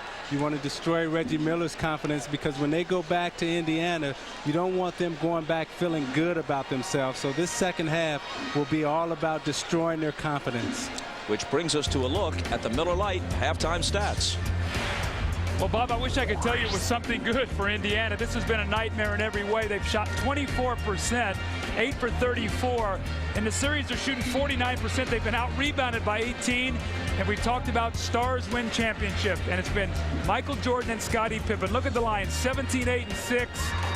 17 points and 5 rebounds for Michael Jordan. Michael set the pace early. He went into the post, scored quickly, and the Bulls have never looked back. And Doug, it's been just the opposite for the Pacers. Their 2 leading scorers, Rick Smith and Reggie Miller, has yet to get off the dive. Rick Smith is not really shooting the ball well. Larry Bird expected a lot from him this evening, but he hasn't delivered. When you look at Michael Jordan and Scottie Pippen, 17 points apiece, and that number for Scottie Pippen, 17, is important. When you look at Jordan's shot chart, you see him going inside, inside, inside.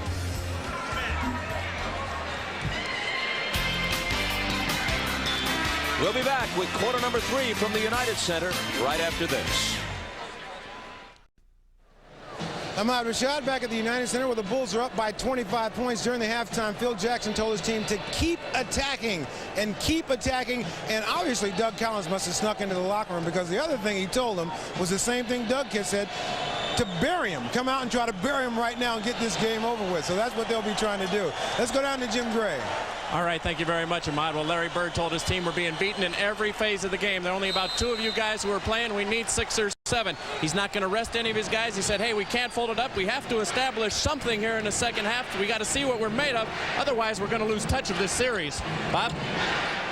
So realistically, barring an incredible burst right out of the blocks here in the third quarter, the Pacers are playing the second half just to establish something for Game 6.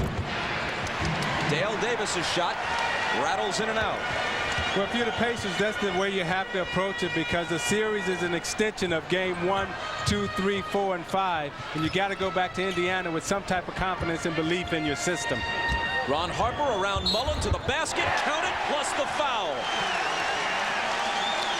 When Larry Bird goes back and reviews his film, he and Dick Harter and his staff, the one thing they're going to be upset, the layups. The Bulls have gotten to the basket.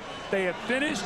They've been touch fouls tonight, not the kind of hard fouls where you force a guy to start looking around when he goes to the basket, make him pick himself up and shoot some free throws.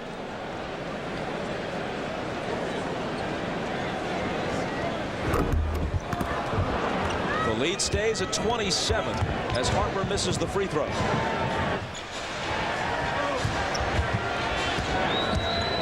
Jackson Spinning on Pippen. Hold on. Foul before the shot. It'll be Pippen, and that's 3.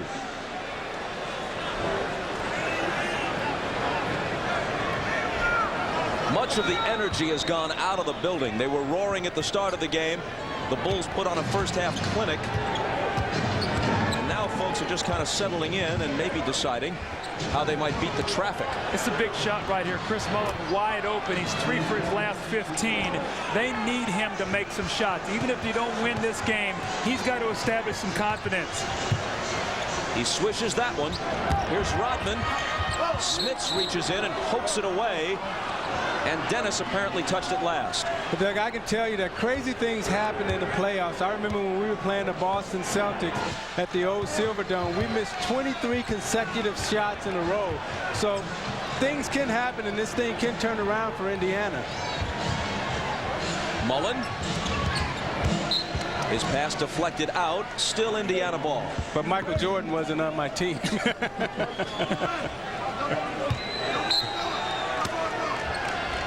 I know what, you didn't miss any of those 23, Isaiah. Those were all Lambeer and Joe. Goaltending on Pippen. So Miller gets the basket. You see Miller cut down the lane off the offensive play, and you see Scottie Pippen goes up and just kind of taps it on the glass. You can't take the ball to the glass like that. Pippen doubled in the corner. His pass picked off by Jackson. Foot race to the hoop with Harper. Leaves it for the trailer Miller. And Reggie now is in double figures with 10. See, that's the second time that Mark Jackson has made that play. The first time he made it, it wasn't successful. This time he made it, it was successful. Well, now an offensive foul on Pippen. That's his 4th. The Pacers have the ball and they're down 20. It was 25 at the half and 27 after the first basket of this period. Bob, not to hype anything, and Scottie Pippen picks up this 4th foul when he lowers his shoulder, but one of the things this Chicago Bulls team has done all season long is lose leads. It's like they've lost some of their concentration. They've allowed teams back in games. I'm not saying that will happen tonight, but that has been trademark of this team this season. Jackson trying to back down the much taller Kukoc and traveling in the process. So if you're the Indiana Pacers right now, your thought process is down 20. Let's see if we can cut this thing to 10 with 5 minutes to go in this quarter. Harper from Michael can't finish it. Indiana's on a 7-0 run. Mullen evades Jordan but can't hit the 3.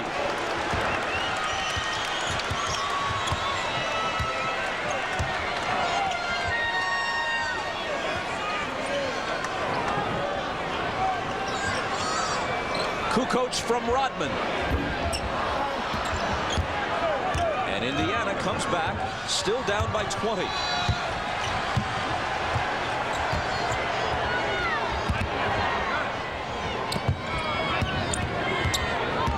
Mullen challenging Michael. Longley has it. Kukoc to Harper. It's just so hard for Chris Mullen to deal with this quickness of Michael Jordan. He makes a move, it looks like he starts to finish, and Michael gets back into the play and bumps him off of it. This has really been a tough series for him.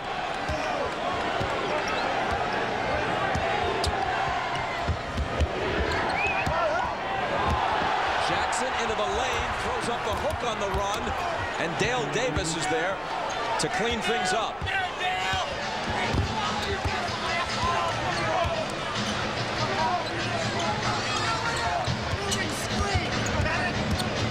Harper trying to bounce it to Longley. Smits broke it up. Harper recovers it. 7 on the shot clock. It's Kukoc with a leaner.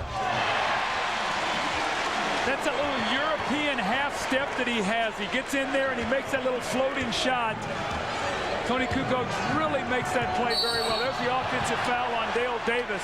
Man, he hammered Kukoc, who was clutching his left shoulder. Larry Bird very upset. He felt Tony Kukoc had walked on the play before. I think they've called a flagrant on Dale Davis.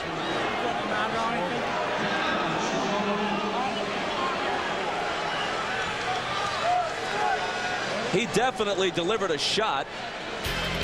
Chicago uses a timeout. They lead by 22.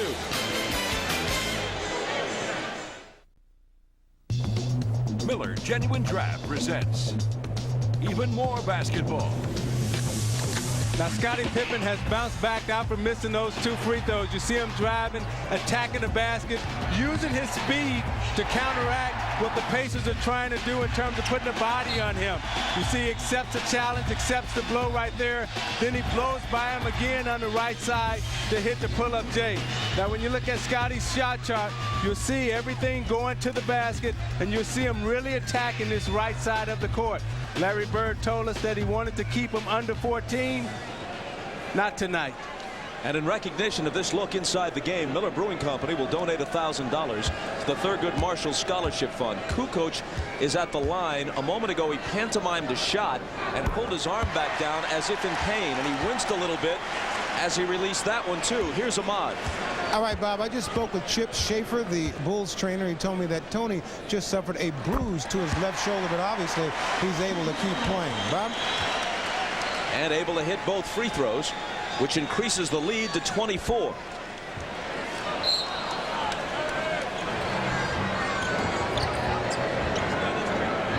Michael with Reggie hand-checking him. Backs him down, leans in, and Dale Davis got a piece of it. Some of the fans courtside thought it should have been goaltending.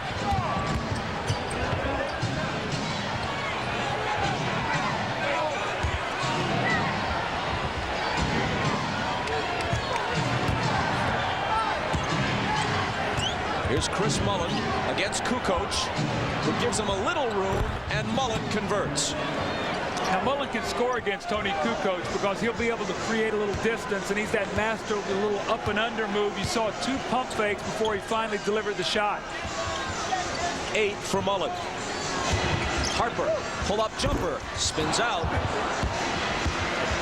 Rodman, Kukoc, then Longley.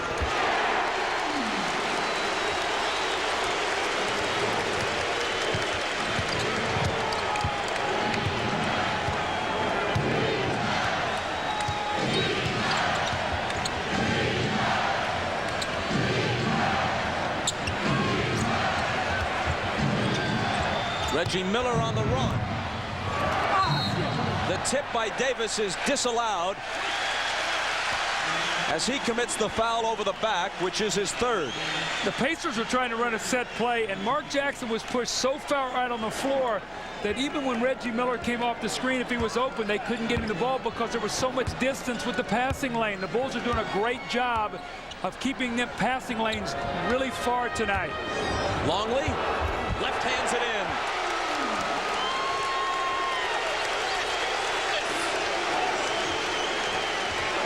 You know, Doug, Mark Jackson made the Cardinals sin when he picked up his dribble. As a point guard, you can't pick up your dribble in the middle of the floor. You see him right here maintaining his dribble, therefore he can make a play. Jackson driving on Kukoc. Mark Jackson can't hit, but Davis, who's stuck with it, can.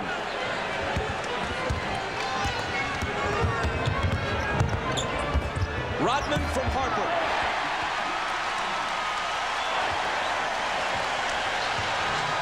Dennis's first basket. Bulls led by 25 at the half, 26 now. You know, Dale Davis just picked up an offensive foul right there, and he's hitting everybody who gets in his way. You see him moving on the screen right here. He's just trying to lay some wood. Put his elbow right there on Jordan, and then he's going to move and get him again. The time before that down court, he ran into Ron Harper, and you see him right here. He's picking up another foul. It's going to be a technical foul on him. Well, See, right now he's lost his composure. You saw him with the flagrant foul on Kukoc where he stepped up and back-picked him. And then the moving screen, and now the technical foul. So the Pacers now are starting to come unglued. And Ron Harper alerted Steve Javie, the official. He told him, hey, watch Dale Davis. Watch Dale Davis. In the last 2 plays, he's picked up 2 offensive fouls.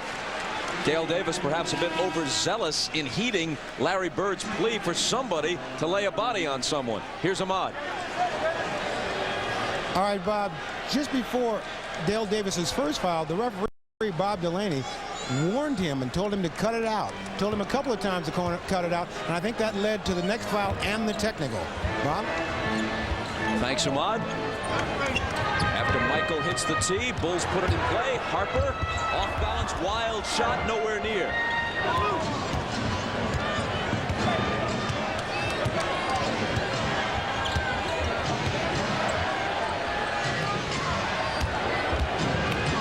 Smits. Mullen trying to follow. Harper shoves it back in his face. Here's a 3-on-1 break. Too close behind. Hello.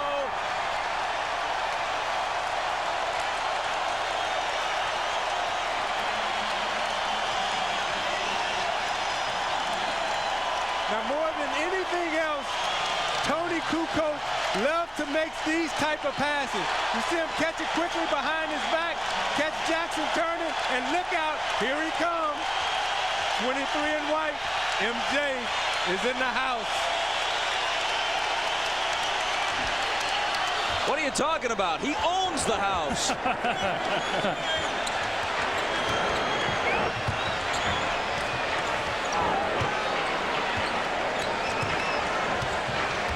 Kukoc on Jackson, who delivers it to Miller. Reggie to the bucket.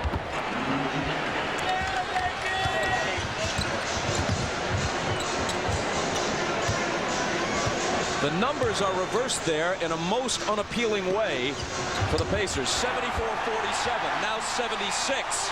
Now Michael Jordan was calling for that ball the whole way up the court, and he was a little disappointed that Ron Harper didn't keep going because he knew he had a mismatch with Davis in the corner, and he back cut him.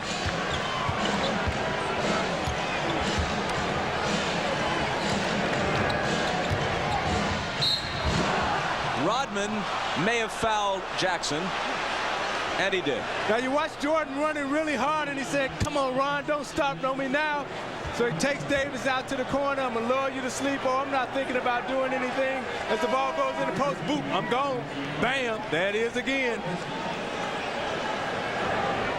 You know, it appears that the Bulls are really making a conscious effort to really run tonight against the Pacers so they can't get their half-court defense set. That's really been a key for them tonight, is how often they have got fast break opportunities, and if not that, early offense.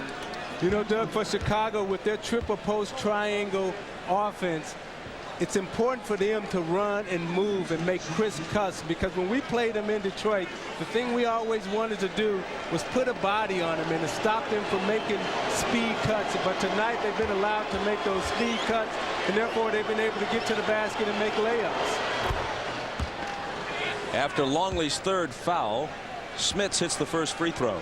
Saturday, an NBC theatrical event starring Michael Keaton and Gina Davis for the first time on network television. Speechless at 8 Eastern, 7 Central, Saturday on NBC.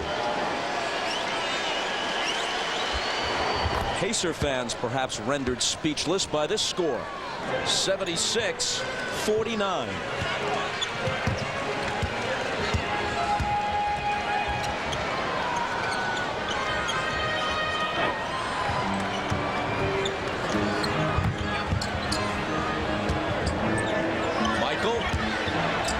Turn around, off the glass. When Michael's put a little X on the floor on that same spot, that's where he started the game, and it's like, I want to get to that spot tonight, because when I get there, I can do whatever I want to do. Yeah, he's too strong down low. You see he's getting so deep in there that when he turns around, that's just a 3-foot bank shot for him. And he has 24.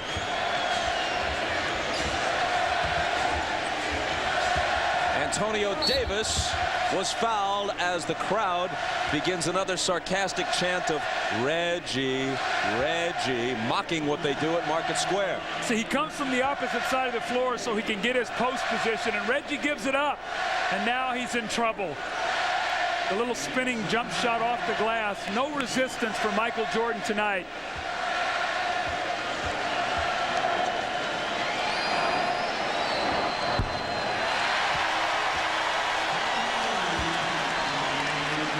Miller now goes out. He hasn't appeared to be limping as much tonight as he was toward the end of Game 3 and throughout Game 4. Fred Hoiberg replaces him. and Davis makes one of two. See, with Reggie's injury right now, you really don't want to take any chances. You don't want him to re-injure it. He's kind of getting over it. So you don't want him to turn her ankle or anything right now because you know you got a game 6 coming up. Kukoc. Chicago by 30.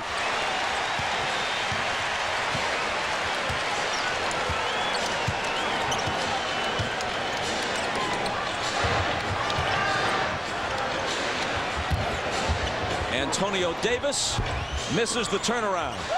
Smits gives it back to him. Against 3 defenders, he muscles it up, and there's a foul. As we head for a commercial, let's take another look at Kukoc and Michael on the break. Harper gets it out. Tony knows what to do with it. Jackson's in the wrong place, and Michael slams it down on him. Worth another look. In fact, it's worth 3 looks. It's Chicago by 30, and you're watching the NBA on NBC. The NBA on NBC is brought to you by Miller Lite, who reminds you that whenever you feel good, it's Miller time. By Ford F-Series, the best-selling trucks are built Ford tough. And by Reebok, creating possibilities one athlete at a time.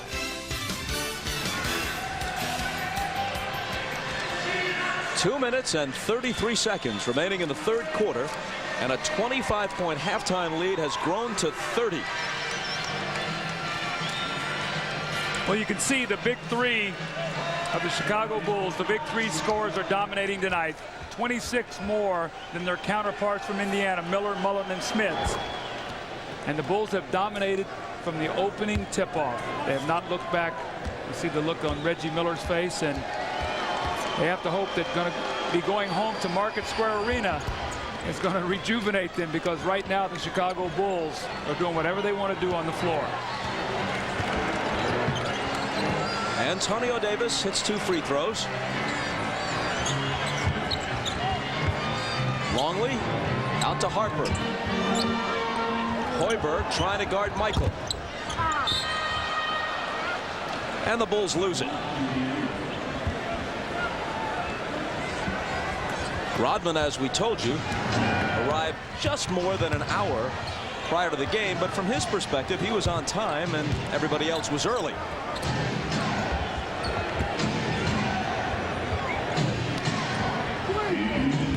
Smits. And he's coming to the free throw line. See, I think it's important for them to keep Rick Smits involved, because he had such a nice rhythm coming into this game. And for big guys, it's tough for them to get their rhythm. And once they get it, you got to keep going to them so they can keep it.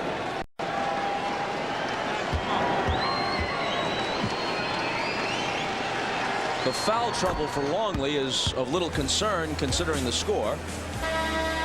Now, we talked about Smits earlier, and you see he starts slow in series. He started slow in the Knicks series, and then he picked it up in game 4 and 5. And you see he started slow in this series, and he was starting to pick it up. So now that he's got his rhythm, it's important that you keep going to him, even in a loss and in a blowout right now. And Larry Bird understands that. Smits finally breaks into double figures with 10. Pippen is back in the lineup. Jordan remains in the lineup with a 26-point lead.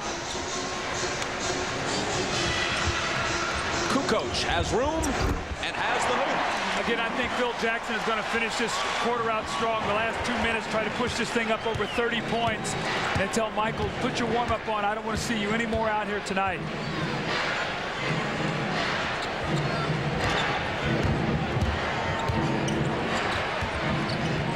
Smits has it poked away from behind by Michael. Kukoc is in the middle of a 3-on-2. And the Pacers break it up. Remember, when we talk about rest, if this thing should go the full 7, they will have played every other day for a week, beginning with Game 3 this past Saturday.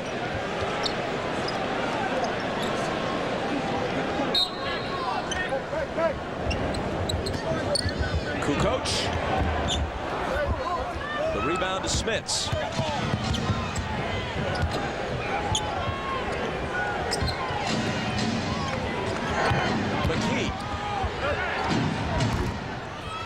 And Smits finally getting some points in this third quarter, but much too late. That's some of the offense, Bob, that we saw in Market Square, where there would be penetration and Smits would slide out on that baseline, so when the big man helped, they could find him and he could make that little open jump shot. Scotty flips it out to Kukoc. Rodman to Michael, an open three, and he has 27. See, that's the beauty of the triangle. Once they get you down, then their tempo controls the game. They spread you out on the floor, they keep the spacing. You make mistakes because you overexert yourself defensively, and they start picking you apart. And now they take it away again. Here's Michael to Kukoc, and the lead is 31. Indiana is saying, what in the world has hit us tonight? 87-56. And they come to their feet at the United Center in complete appreciation of the performance put on by the Bulls tonight. Pippen swats it right back at Jackson's face. Michael from half court. The way things have gone tonight, it wouldn't have been that surprising had he made it.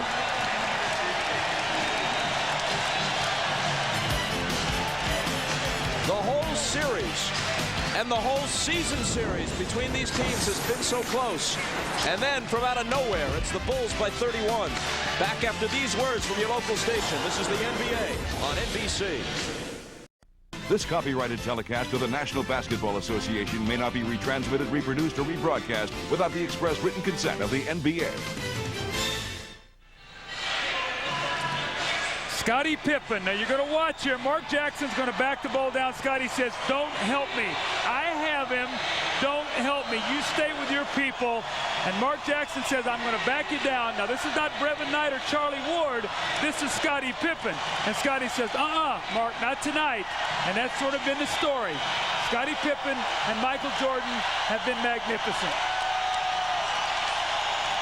And magnificent defensively, as you see throughout their careers. As the fourth quarter begins, Jordan is on the bench. To this point, he's played 32 of the 36 minutes. The Bulls had more points at half than the Pacers have at the end of the third quarter. That's how dominant they have been tonight, 57-56. And Pippen adds two more on the reverse. They lead by 33. Pippen came off that cut wide open. Kerr missed him, but the passing of Kukoc and the eye signal that he and Pippen had, Kukoc picked it right up and threw it right down the hole to him. The question I have is, on the opening I said that Indiana had planted a seed of doubt in the minds of the Chicago Bulls with their two great wins. With that said, the Bulls have come out tonight and made a tremendous statement. What is we going to see from Indiana back at Market Square? Do they think just going home is going to cure this? You know, Doug, in the series, when you walk in, the pressure was on the Chicago Bulls tonight to win Game 5. And when Indiana goes home, there's no pressure on the Bulls. The pressure will be on the Pacers. And right now, the way they're playing, they're not a confident basketball team. As Larry Bird worried about, and Jim Gray told us earlier, he worried that if the Pacers really believed that they could beat Chicago. I'll tell you one thing, it'll be loud at the start of that game on Friday night at Market Square. Some of the best fans in the league, one of the loudest arenas in the league. And they're undefeated at home in the playoffs. So, I mean, they have reason to believe that they can go home and get this ship righted, maybe get Jalen Rose back, and that he will help their bench. You're going to need it to be a little bit more than loud. You're going to have to figure out a way to score, to put the ball in the hole against this tough Chicago defense. Pippen's troubles at the foul line continue. He makes just one of two. McKee shoots over Scotty and doesn't get the roll. Smits out to Miller, and Burrell fouled him.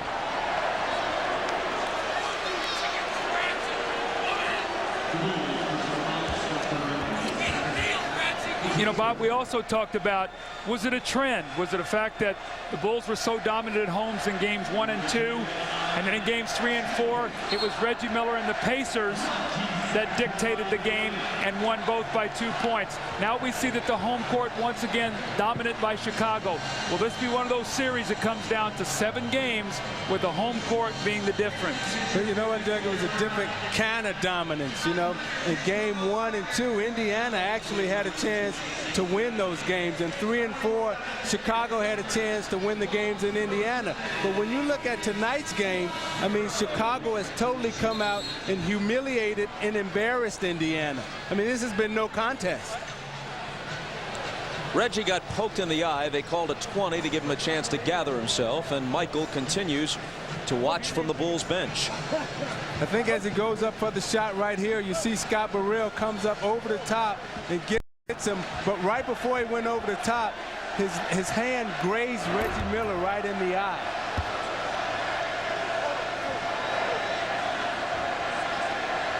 And you can see a little bit of redness in that area. Miller has 13 points tonight.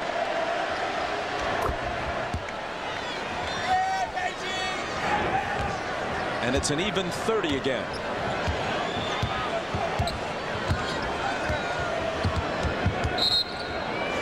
A whistle. And an Indiana foul. You know, you may ask, why does Indiana still have some of its starters out on the floor? I remember Chuck Daly, when we were losing to Boston, he would keep the starters out on the floor just so we can feel the pain and feel how bad it was to get out there and get embarrassed and lose. Foul was on Antonio Davis. Kukoc switches to the right hand and flips it home.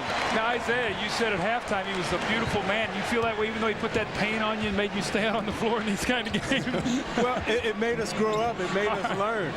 You know, it made us mature into champions. Antonio Davis stuffed it, and Pippen arrived late and fouled him. How many times did you have to endure it before you got the message? Well, we had to endure that type of pain that Larry Bird and the Celtics was putting on us for years. And what Indiana has yet to figure out is, you know, they've been to the Eastern Conference Finals a couple of times, and when you look at Bird's mentality and what he's all about as a champion, he's concerned that these guys haven't learned. They can't figure out how to stay away from that pain, so he's making them go through it now again. Three-point play for Antonio Davis after the 5th foul on Pippen. 10 minutes remaining. And it's through Scotty's hands and out of bounds. Back to Chicago after this. The NBA on NBC is brought to you by Bud Light. For the great taste that won't fill you up and never let you down, make it a Bud Light. By Acura, the true definition of luxury. Yours. And by Pizza Hut, home of the new Sicilian pizza. Can you handle it?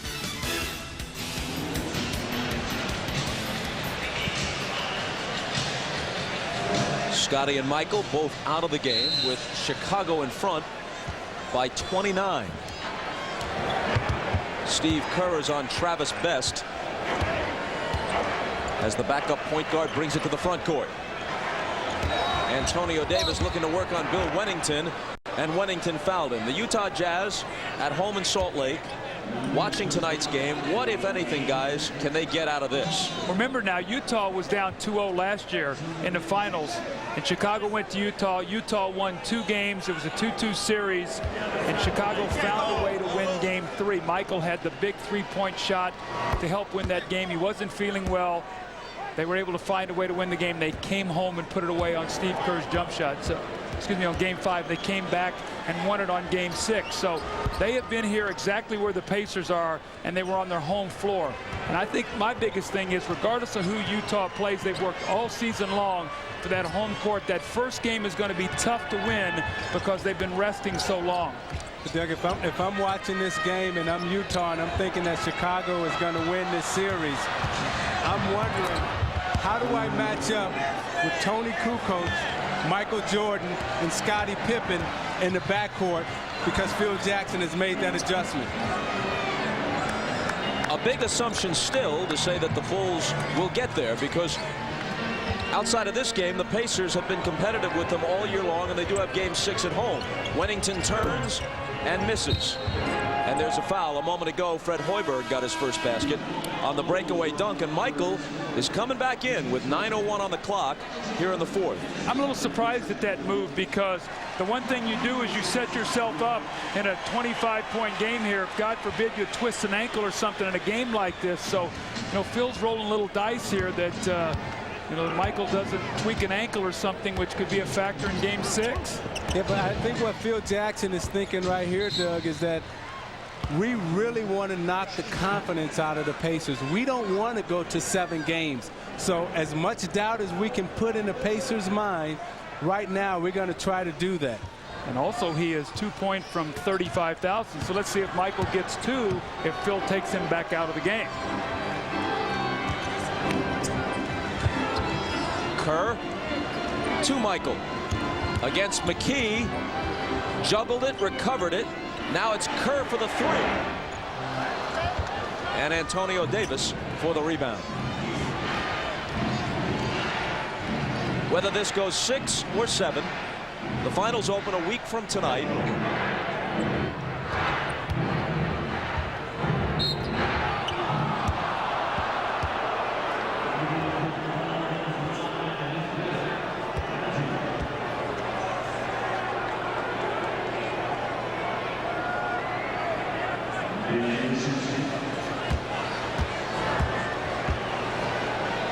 Dale Davis, a sub 50% free throw shooter, stays true to form. One of the guys who's really struggled tonight has been Travis Best. He was so brilliant in games 3 and 4. Big plays in both games. Remember that drive that put the game within 1 before Reggie's heroics. Tonight he is 0 for 5 with no assists in 14 minutes. Michael starts his move, spins into a crowd, and gets fouled. He has not missed a game, talking about the possibility of an injury here. He has not missed a game since his return from baseball in 1995. You know, that's what makes Michael Jordan so great. The thing that knocked Larry Bird out in Boston was injuries. You know, an illness knocked Magic Johnson out. An injury knocked me out of the game. But Michael Jordan has been able to sustain his health and also sustain his mental concentration. And therefore, the Chicago Bulls are virtually almost unbeatable throughout this run. Rodman leaves. Wennington pops a jumper, gets his own rebound, and thunders to the hoop. Well, Isaiah, also, you know, it takes some luck to stay away from injury. Michael had the freak injury where he broke the foot. But I will tell you this guy is the most relentless worker to keep his strength and conditioning up. He, Scotty, and Ron Harper work consistently so that they can help stay away from injuries. So, yes, you have to be a little lucky, but he has put the work in. The Derek McKee basket makes it a 24-point Chicago lead. Here is Michael. Throwing one up on the run, and it's another thing of beauty. 35,000 career points, regular and postseason combined. 35,000 exactly. 29 of them tonight.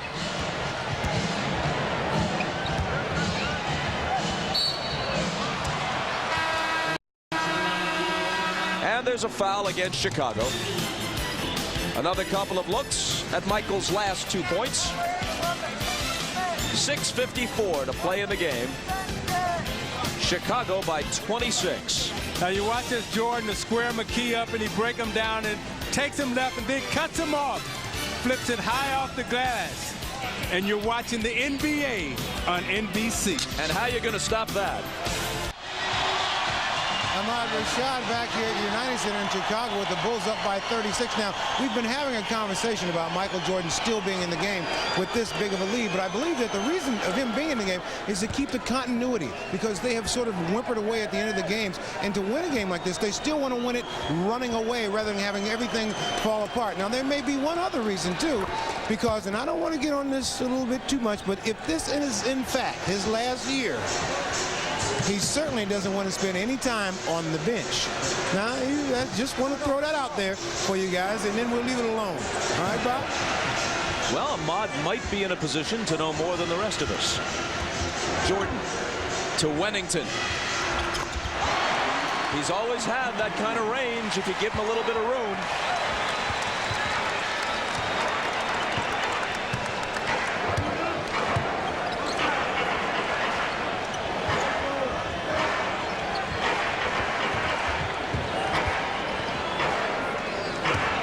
Kerr is on Travis Best. Clock winding down towards 6 minutes to play in the fourth. Hoiberg had to arc it high and missed it. Michael skies for the rebound, and you hold your breath if you're Chicago when he goes down on a play like that. With a 27-point lead. Yeah, and I think that Phil Jackson was holding his breath. Scott Burrell's coming in. Let's see if he gets Michael out of the game. If so, Michael's looking for a last touch here. Working hard without the ball. Wennington, though, will shoot it. Mullen takes it away from Simpkins. Jordan has 29, Pippen 20, and Kukoc 19. Miller leads Indiana's feeble attack tonight with 14. Turnover, and Simpkins has it. Now Davis and Jordan got tied up under the basket right there. Jordan was chasing Mullen hard. Davis laid his pick on him, and they got tangled up, and Jordan threw Davis off.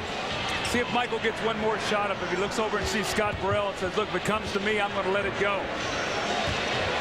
He's calling for it, but Simpkins wants a shot of his own. And he gets the basket, which the crowd reacts to. It's his first hoop. Reggie Miller might be done for the night. No use putting that sprained ankle to a further test in this situation. Offensive foul on the Pacers. See, that's a result of the tangle up that he and Jordan had underneath.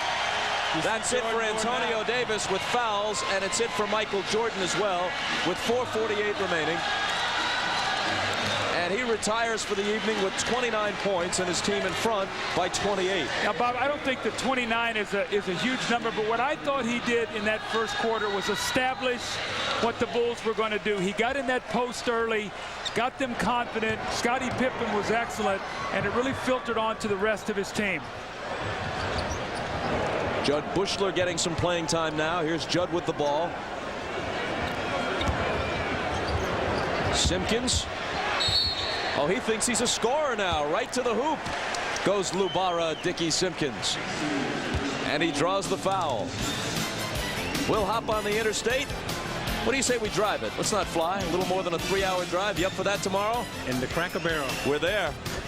If the restaurant gets a free plug now, they'll pick up your tab for sure this time. We'll be en route to Indianapolis sometime tomorrow, and back with you Friday night at 9 Eastern, 8 Central for Game 6 from Market Square. The Big Three can sit back and enjoy the last 4.5 minutes. Bob, if I'm not mistaken, it's either 5 or 6 offensive fouls the Pacers have tonight, moving on screens. Boy, is that Travis Best quick, though. He sliced through there in a hurry. Well, that's the problems that he posed to the Chicago Bulls in 3 and 4. Now, in games 3 and 4 tonight, we have not seen that. They have really had a good handle on him. Now, remember, when he first came into the game, Randy Brown had the primary task of guarding him early. Now we see Steve Kerr with him. You know what's impressive to me about Chicago's second unit that's on the floor right now? Now, this is garbage time, this is rat time, but they're still disciplined enough to execute their offense. And Doug, you know from being a coach that a lot of times at this point in the game, guys that come down and get out of their patterns and everything else.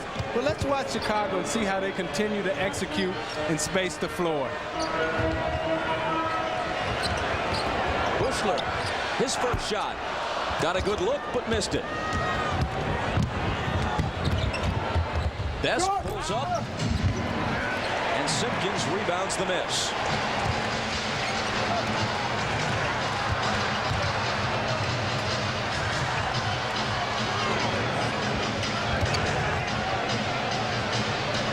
Scott Burrell in for Michael. And there's a foul on the play. It's on Wennington. He set the moving pick. That time he caught the ball, and as he tried to pivot, he knocked off Fred Hoiberg. Hope Lou Carnesecca is watching the game. 3 of his St. John's boys involved. Mark Jackson, Chris Mullen, and Bill Wennington on that team, along with Walter Berry, that went to the Final Four in the mid-'80s. Well, and Bill Wennington almost signed with the Pacers in the offseason, as we see Fred Hoiberg with the dunk, but Wennington was very close to going to the Pacers. They were going to give him a 2-year contract. The Bulls gave him 1. He decided to come back for another championship run, but he was going to be reunited once again with Chris Mullen and Mark Jackson.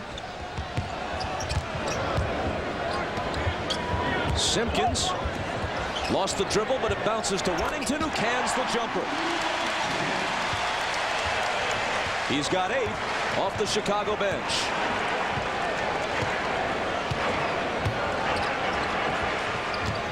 Hoiberg off to Best. Gets it back and hits the side of the backboard with an awful shot. Best connects on a 3.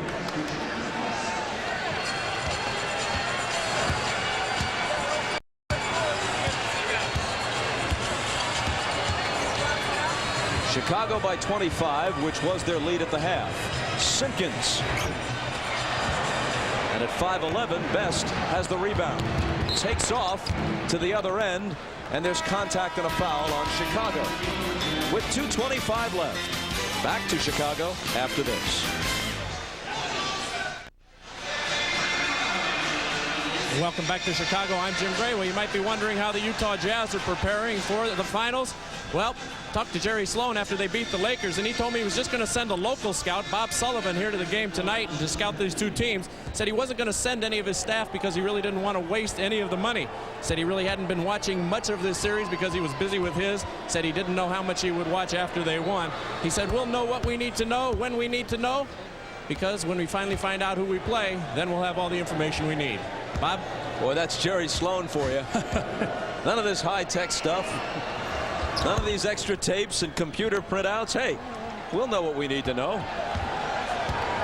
They did in the regular season against Chicago. They beat them both times they played them. They split 2 with the Pacers.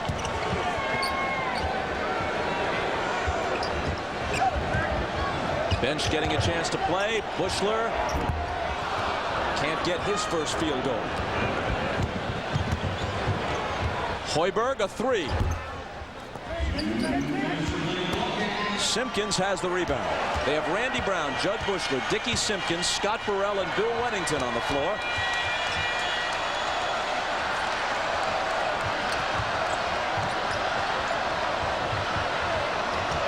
Simpkins, 5 seconds to shoot. Wennington tried to and was fouled by Mark West, who's making his first appearance of the series. He's the only present Pacer who has ever been to the NBA Finals. He was Phoenix's center, at least one of them, in '93 when they played the Bulls in the championship round. I coached Mark West for a year in Detroit. He was one of my favorite players. He's the ultimate pro. He was great with young guys. He came to work every day. And unfortunately for us, we played the Orlando Magic in the first round of the playoffs that year, and he had to go against Shaquille O'Neal. But this guy is the ultimate professional. I have the great respect for him. Now in his 15th year out of Old Dominion. Not only is he a professional, but he's also very intelligent. In the summer, he's a broker. That would be a stockbroker? Yes. Yeah. Because there's lots of things you could broker. That is true, Bob. West. Hey, how about that? Chance for a three-point play. A stockbroker and a hook shot artist, too. But a poor free throw shooter. This is one guy you don't want at the free throw line in crunch time. You know, most stockbrokers that I've encountered in games at the YMCA are very poor free throw shooters. And West misses that one.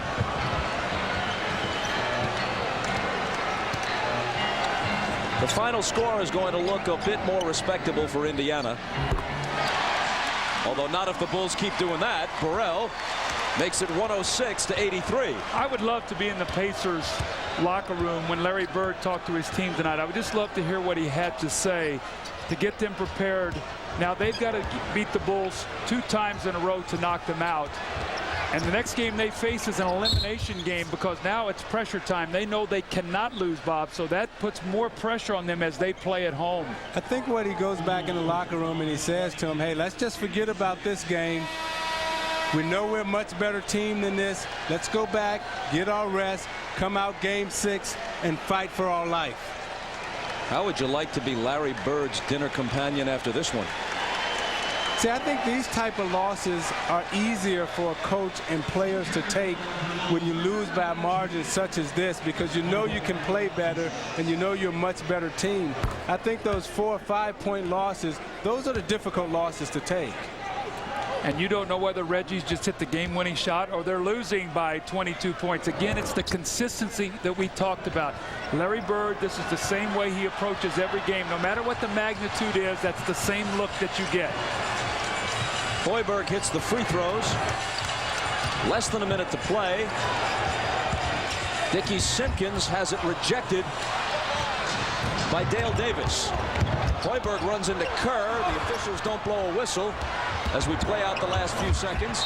And now Burrell stuffs it back in Hoiberg's face. But officials not going to blow the whistle at this point in time unless it's something that's pretty obvious and flagrant. They want this game to get over just like Indiana does. Isaiah, one thing you learn as a player real quickly, at this stage of the game, you don't go to the basket because the referees want to get this game over too. So you'll look around and say, where's the foul? And they go, are you kidding me? Pull up and shoot the jump shot. Well, Travis Best didn't, and he did get the whistle here, so he'll come to the free throw line. Bird flanked by his veteran assistant, Dick Harder, and the young assistant, Rick Carlisle. It's Carlisle who designs their offense and Harder who puts their defense into effect. I think one of the things they're going to have to talk about is Michael Jordan early in the post. If he does that in Indianapolis, what are they going to do? And the outside series that Chicago hurt them with Pippen tonight, roaring around that corner and getting the ball to the basket. Those were two specific things that they're going to have to talk about before they play on Friday night. Yeah, on the defensive end, that's correct, Doug. And on the offensive end, I think they're going to have to figure out a way to get Smits involved earlier so he can establish his dominance in the post if he can, unlonely. Indiana got it down under 20, which is small solace. Bushler just holding the ball. Now unleashing a 3 at the horn. Chicago wins it 106-87. Michael Jordan plays 36 minutes, shoots 12 of 20, scores 29 with 7 rebounds and 4 assists, and here he is with Ahmad. All right, thanks, Bob. Michael, if the Pacers planted a seed of doubt by winning the last 2 games, it was certainly not evident tonight. Well, they were playing without a key member, so we decided just to attack the people that they had, see who they're going to have to replace them. And Reggie didn't seem to have the energy that he had in Indiana. I don't know if the ankle was bothering him or what, but we tried to keep pressure on him as much as possible. You told me before the game that the playoffs are all about intensity and pressure, and you guys applied both of those tonight to the Pacers. Yeah, I was saying it earlier, we haven't been put in this position in a long time, and this is good for us, I think, to learn how to focus and to go out and do our jobs when we have to do it. And we like to go ahead and take care of business early, but we've had problems early, and our backs are to the wall. We had to come back here and win a game, and now we got to go back to Indianapolis and win a game. Tonight it seemed like all of you guys were focused, and obviously the plan was just to attack the Pacers. Well, it's very obvious that we were focused. I mean, you can see our all-around play.